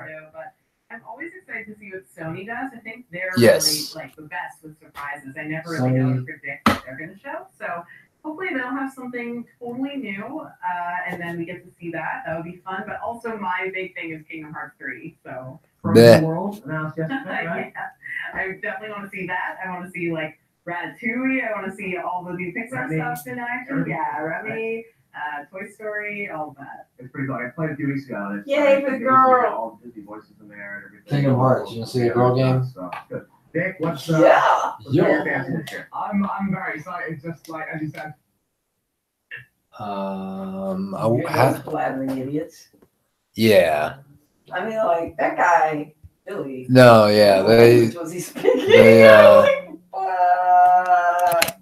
they definitely have some problems. Hey, what's up, everybody? We're back streaming. I'm gonna keep the camera where it is, I guess, and somehow figure out how to switch here and there. What? But yeah, I was gonna put up the Kingdom Hearts. So there's Square Enix press conference. That was an hour long. I'm not gonna watch the whole thing. But Kingdom Hearts basically takes all the Disney trademarks and Pixar as well.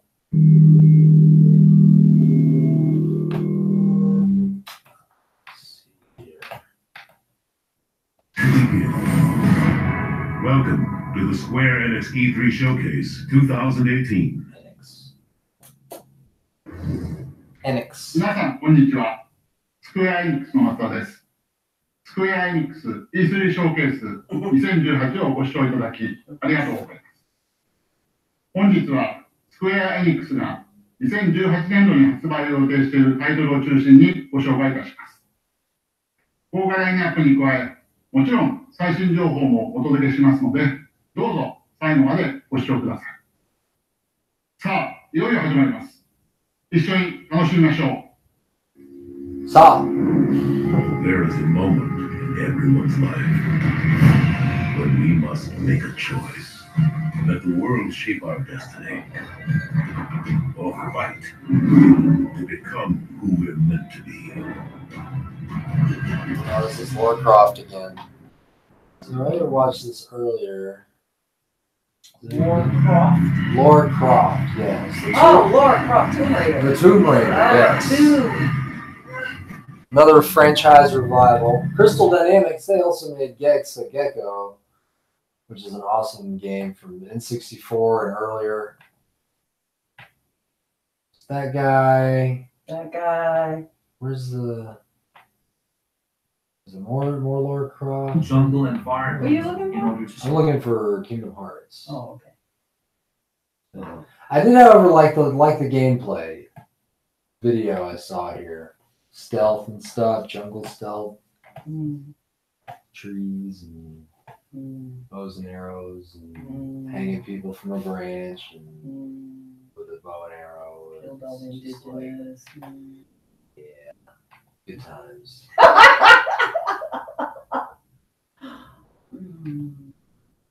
Yep.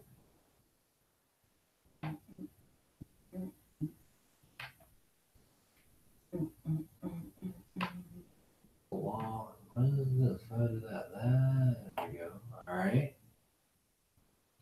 I did that one. Fantasy. That one. Awesome Adventures of. Oh, Life is Strange. Okay. All right. Life is Strange. And this is. What's that? That is not. That's not Kingdom Hearts either, I don't think. I guess I should just look it up. It'd be a lot faster. It's not on a cable, so I just pull it in my hand and just do that. Because it's like magic. Magic technology that's not even magic. There we go. So this is one Kingdom Hearts official Frozen trailer. Gameplay. Kingdom Hearts 3. Orchestra stream. What is the trailers? I'm gonna showcase trailer. There we go.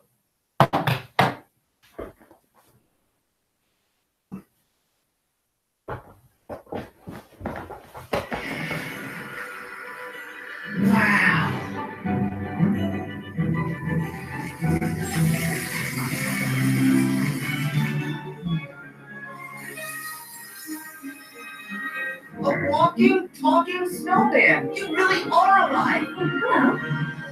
Olaf, are these your friends? No, never met him. Don't know anyone blue, green, or was on these fighting. Look out! That's amazing. You can control ice. Control it?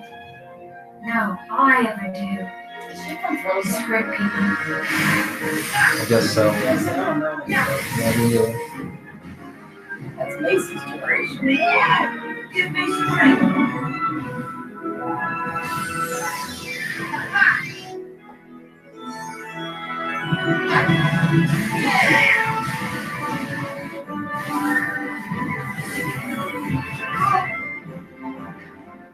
Whoa!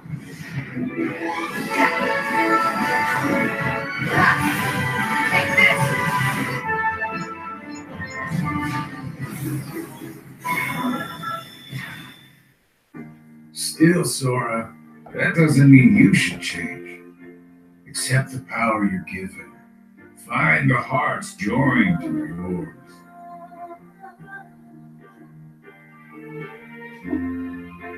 I know that weird. Anything with Mickey Mouse and Donald Duck and then walking in.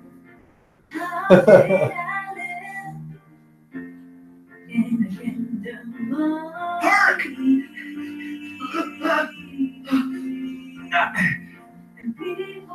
So. Look out! But that was just a video, not the gameplay, right? It was a mix.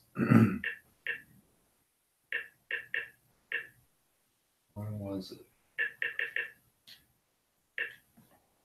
3.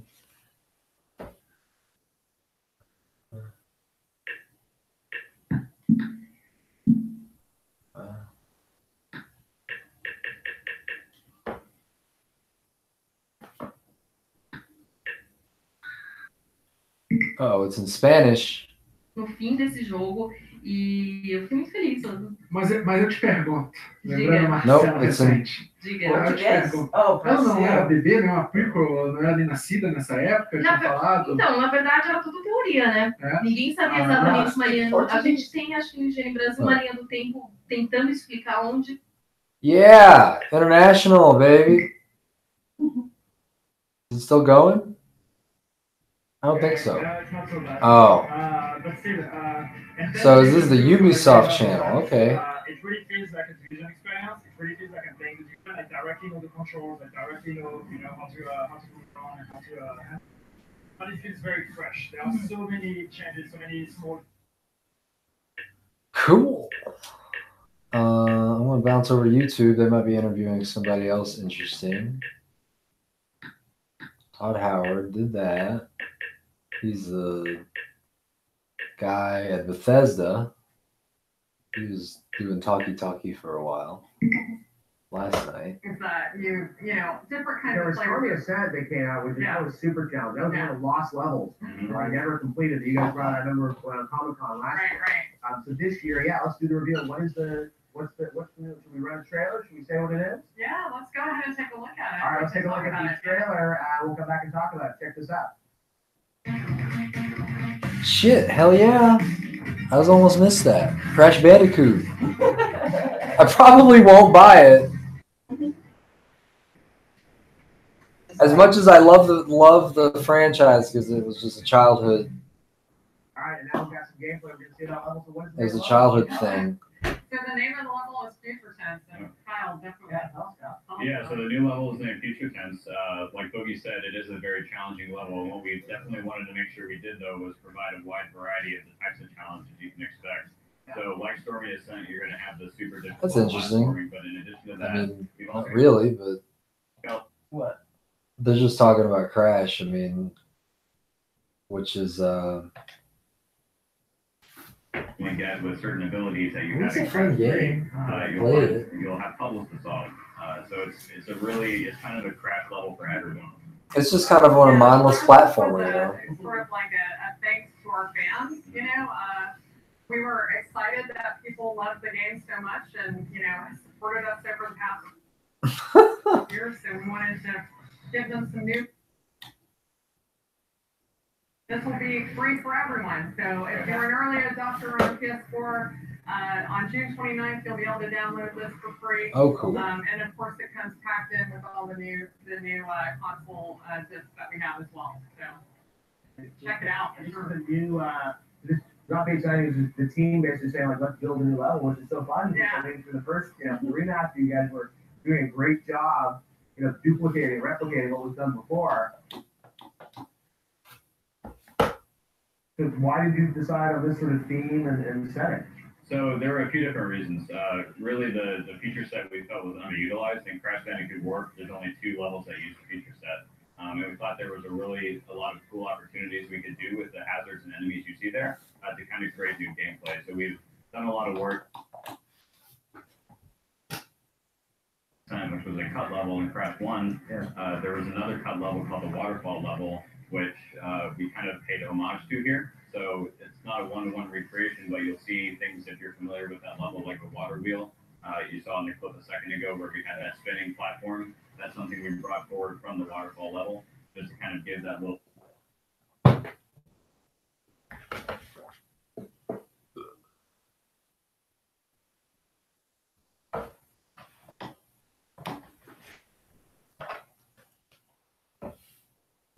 gonna take a break.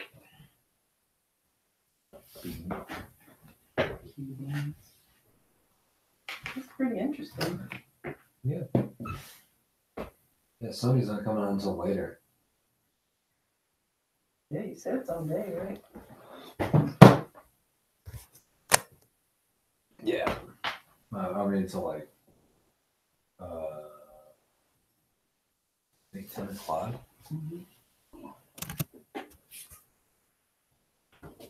Well, beans.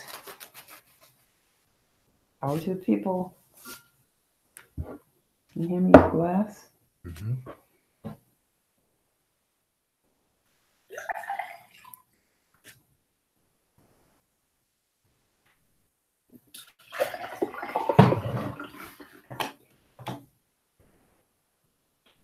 You're still streaming, right? Yes. Okay. But it's actually not the camera right now. It's just doing the screen. I was wondering if you may shouldn't run your dehumidifier. To run, you want to run it? Yeah. Yeah, go for it. Yeah. And then when you're Yeah. talking. Cool. Thank you, Bean. Love you.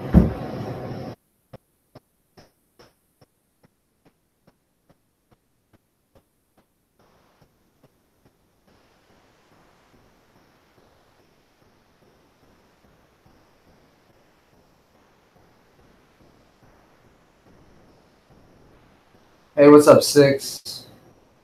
Hey, what's up, everybody? Everybody else watching E3, I think it's been pretty good, man. Nah, I don't know. I think we got a whole week of E3 left, and it's cool, man, to see Crash Bandicoot kind of making a resurgence. Talking about franchise fatigue, huh? I wouldn't say that exactly is one of those, but yeah.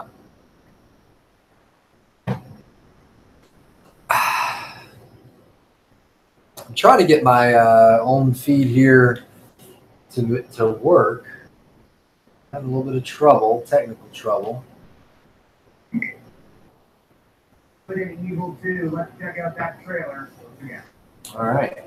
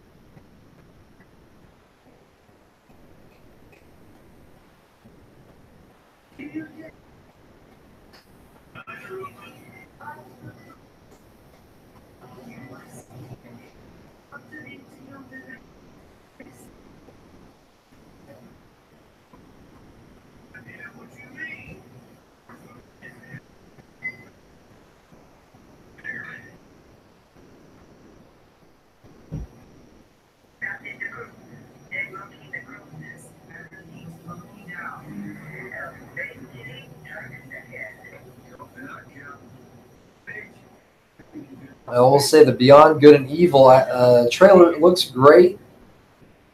I'm curious to see how the gameplay graphics translate, because these videos look great.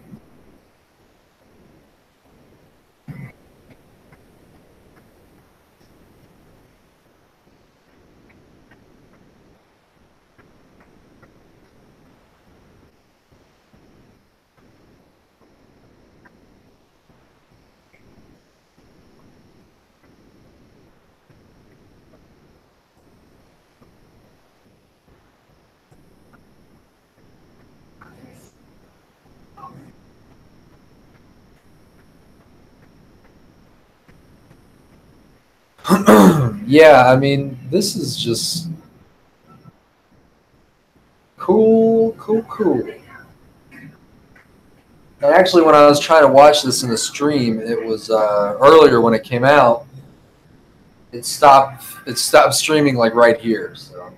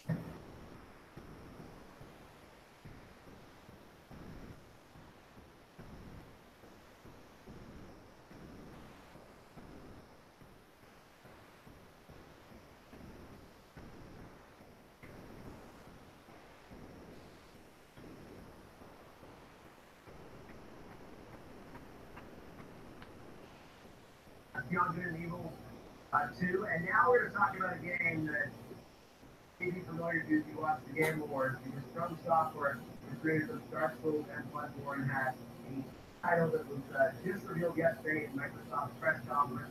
They were talking about Hero Shadows Die Twice is From Software's second hero, Kyle and Robert Tony. Guys, first of all, Shadows Die Twice. We have that teaser with the arm. Sekiro: Shadows Die Twice. A lot of speculation about what it was. Finally revealed yesterday. At this game.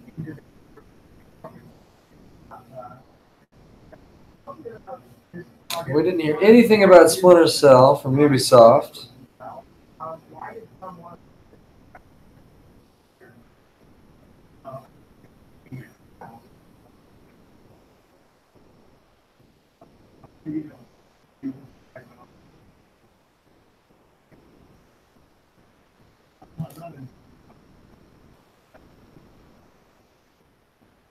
He has no idea what.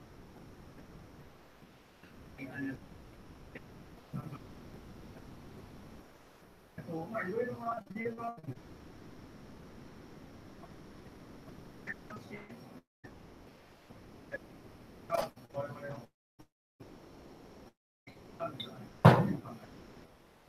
So, one of the reasons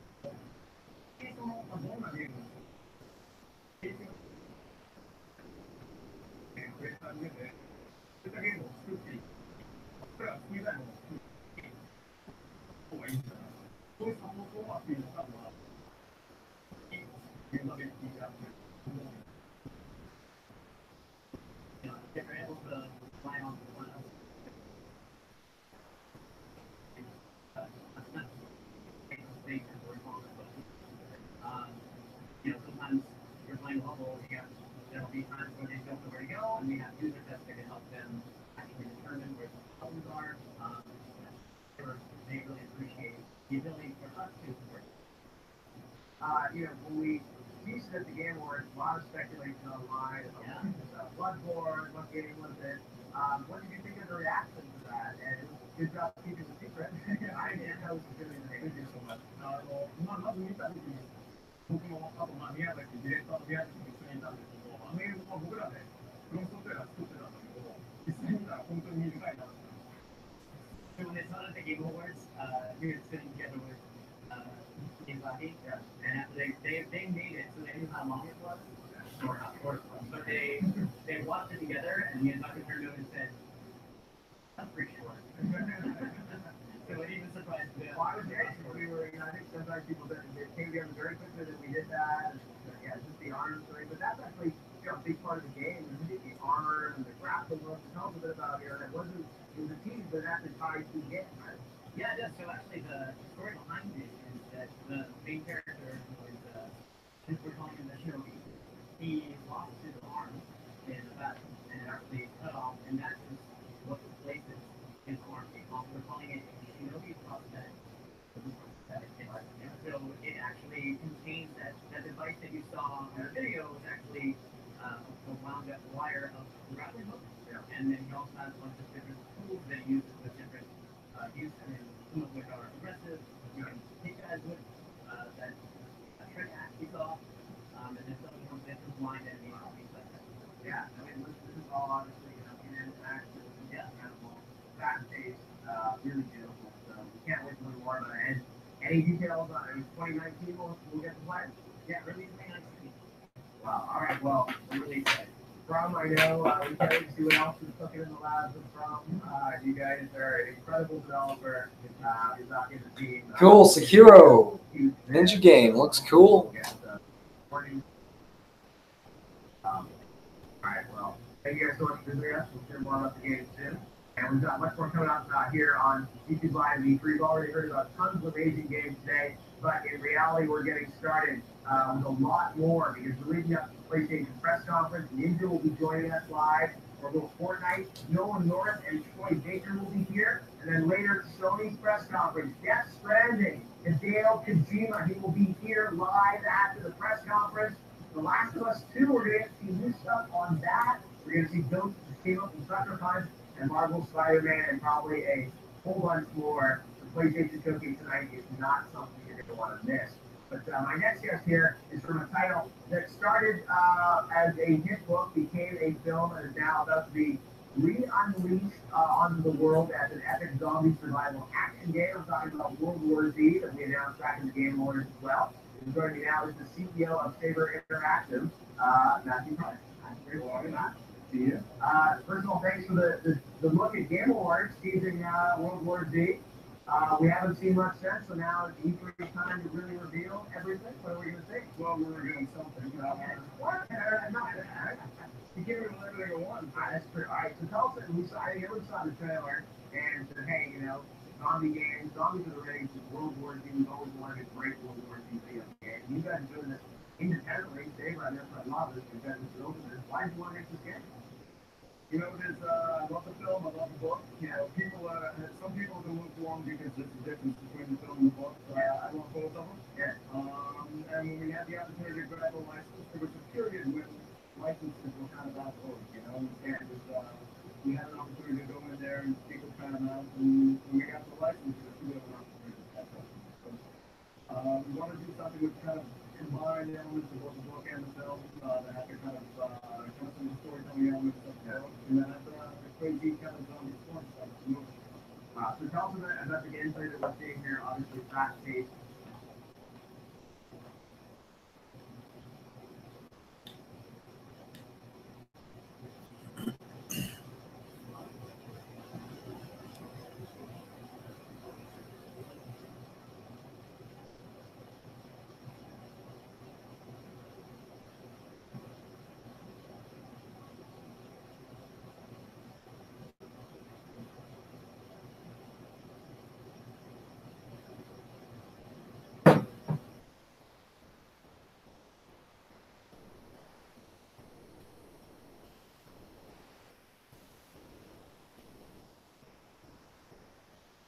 Hey, what's up, everybody? How's it going? What are you up to? That's right. I'm looking for your responses. I'm looking for you. Chime on in. Let me know what you think about time and space and the time-space continuum. That's right. It's all about E3 this week. We've seen a lot going on. I'm curious what you've seen. Curious what you're interested in. All right.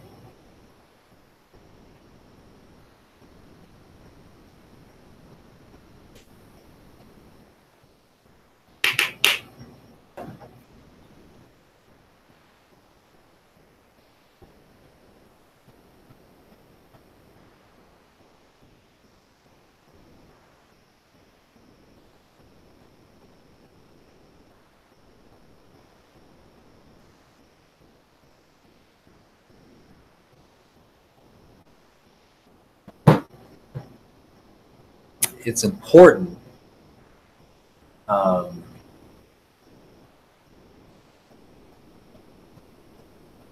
I forgot what I was going to say.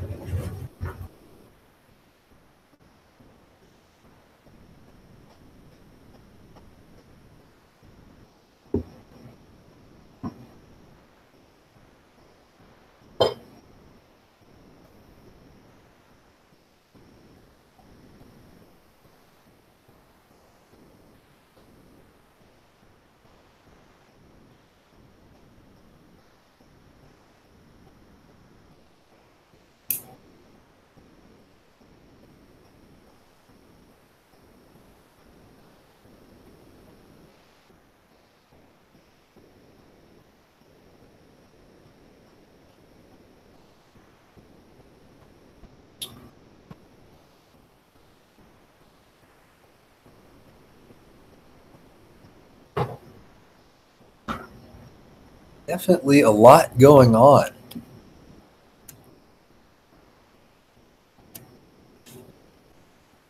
I think what I'm going to do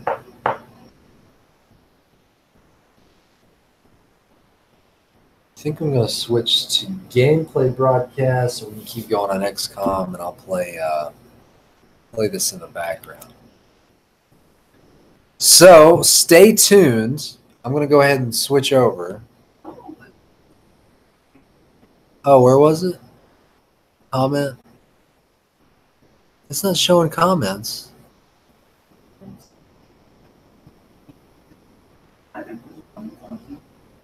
Why is it not showing me in my comments?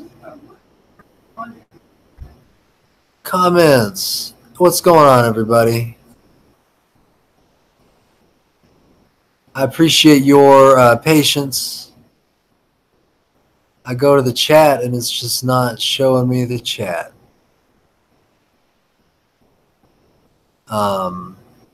Maybe I need to find another.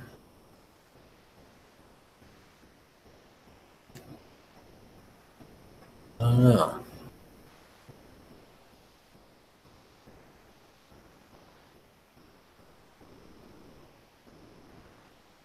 Thanks for hanging on.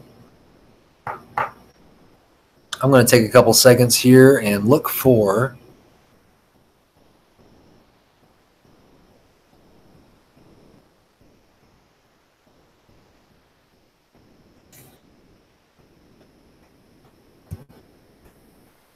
my chats. I don't know why I lost my chats.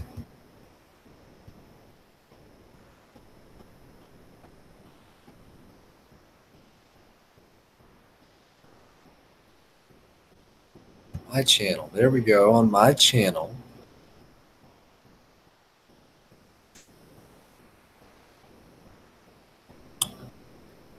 All right. All right, we're looking at that.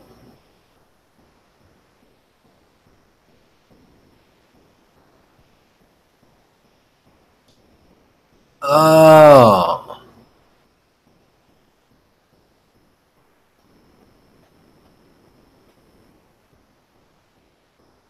Sin Santana.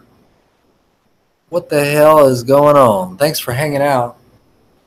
I saw some of your comments there about the Sekiro. I have no clue who that company is. Sounds like they're working with Activision. I gotta write that down. Actually, the gameplay looked a lot like Activision. All right, there we go. Gameplay reminded me a little bit of Ninja Gaiden for some reason. So it's just a Japanese take on another swordplay game. I think that's pretty cool.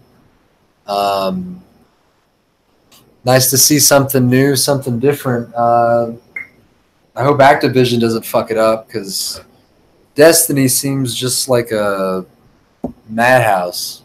But that's just me. I don't really play it that much anymore. I have Destiny 2. I haven't put it in a long time. But yeah. What about you? What games are you playing now? What have you seen? What are you into this E3?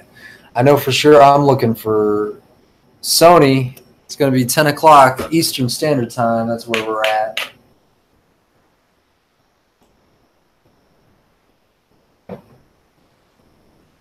So once again, thanks for tuning in.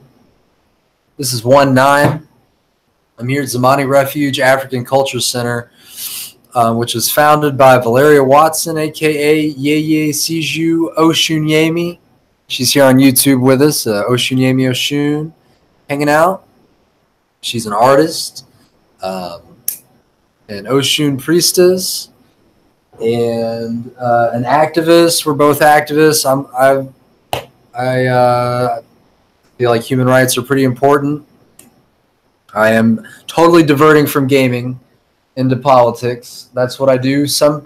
I want to try to find a blend between entertainment and education and politics. And E3 is happening this weekend, so I'm just going to put the stream up and just blab and go for it. And I am a gamer at heart. It is a passion of mine, but so is just equal rights and all that. So once again, thanks for tuning in. If you got anything to share or any feedback whatsoever, go ahead and put it right there in the comments. Right now, I'm just kind of hanging out. I'm not sure what I saw on the schedule that was coming up next. I guess I got to pull that up. But yeah, like I said, if you've seen anything of E3, so far we've had the Bethesda, Microsoft.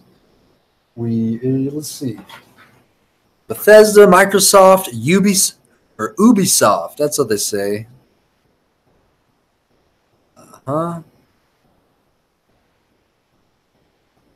We've had a number of other developers that I'm not totally remembering off the top of my head, but I'm going to go to gaming.youtube, and that takes me to the little YouTube schedule. Maybe I should look up an E3 schedule. That'd probably be a good start, right? Kind of just shooting from the hip on all this. Thank you very much.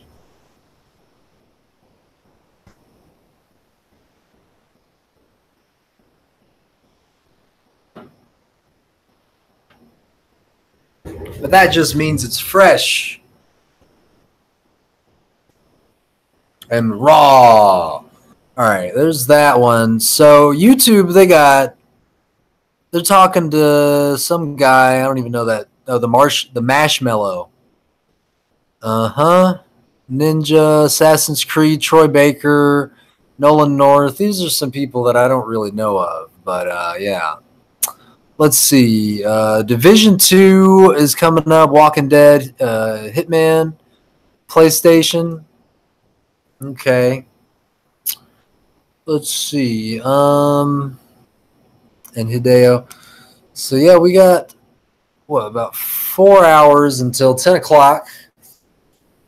Probably gonna have to eat and use the bathroom in that time, but we're gonna be streaming here live from Zamani Refuge, African Culture Center, here out in North Carolina. And we're gaming. We're gaming for human rights and gamertainment and freedom.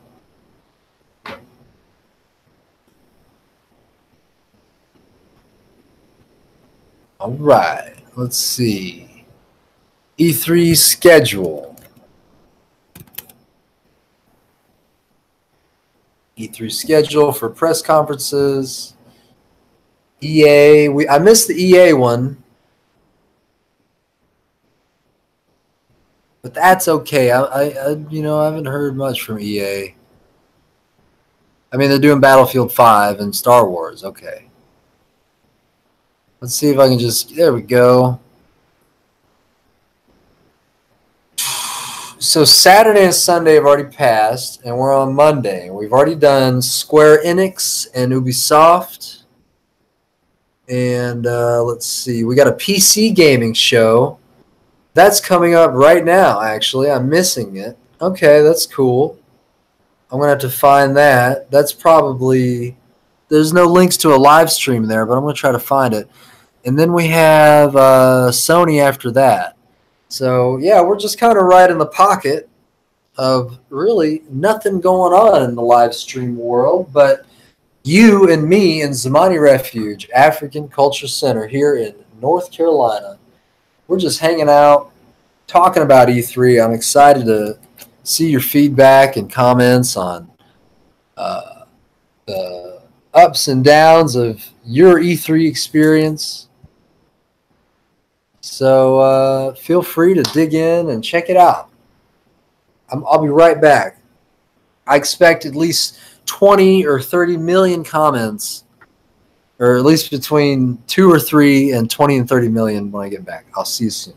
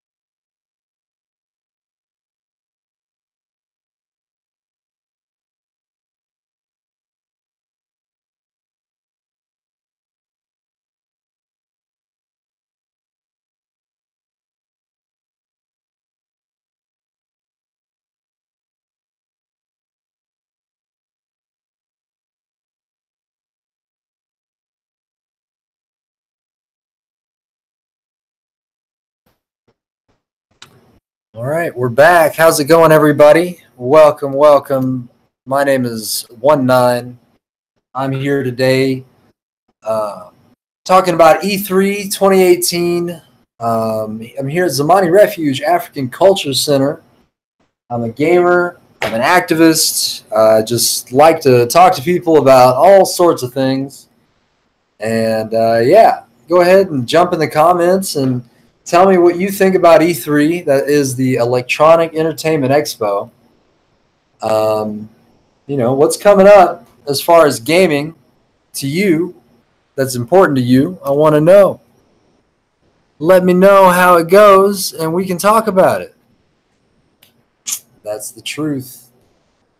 I'm probably going to get some food here in a bit. So it might be another break coming up. But I've been following YouTube stream. That's a pretty good source of E3 things going on. So far, we've had Microsoft and Bethesda and Ubisoft and all sorts of different folks coming out of the woodwork, telling us what they got coming out. And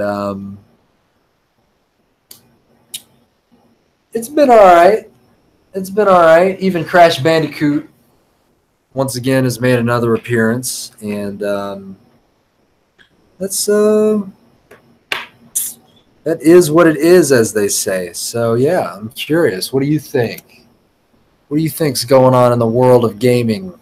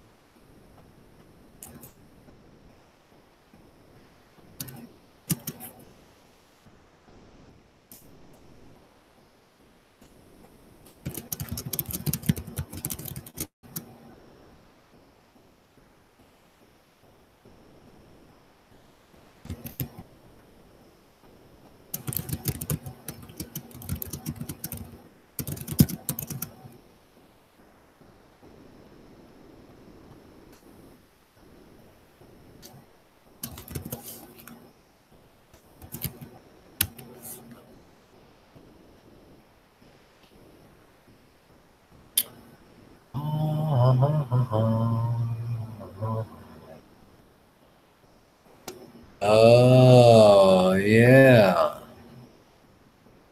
Cool. There's that one.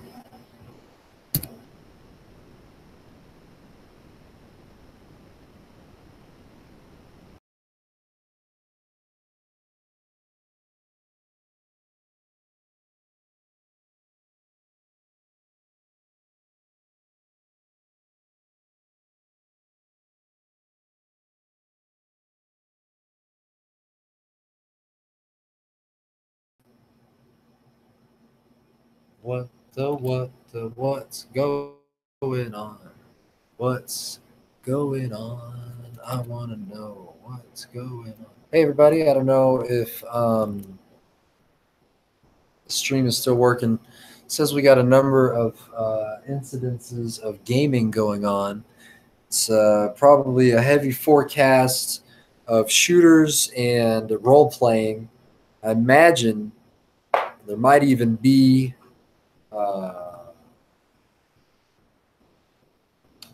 a pirate involved. You know, the pirate thing looked good. I know some folks who would really be into the pirate thing. And I might actually have a special guest on later to share with us their impression of the pirate game. That's right.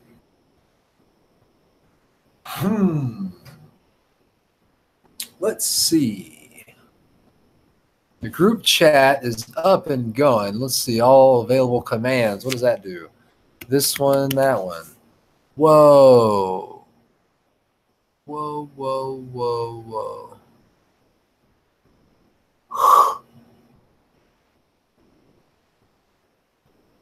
See right there? That just made me yawn. That made my brain just shut off. So I'm going to close that.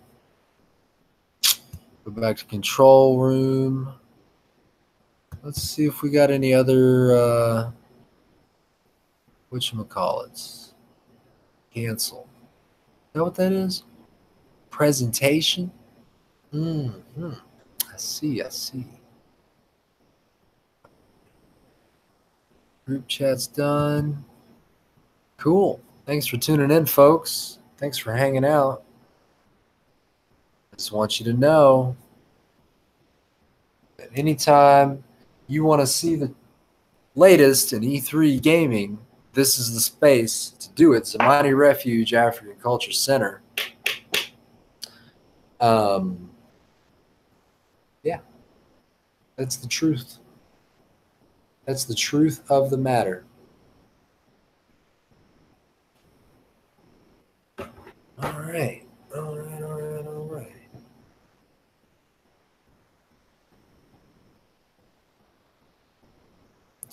Pirates and puppets and goats. Yeah, I mean, I don't know if Goat Simulator is going to make an appearance at E3. But all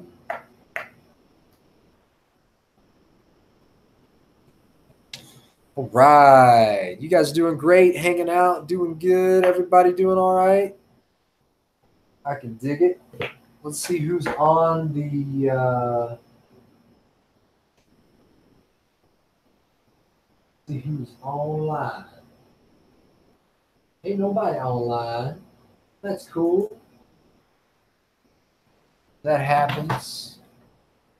Just means go and check out some more XCOM. It is free this month. So if you're into tactical action, check it out. I think you would enjoy it. So let's take a look at what we got here. Oh, I was going to put... So yeah, go ahead, like and share what we're doing here at Zamani Refuge African Culture Center.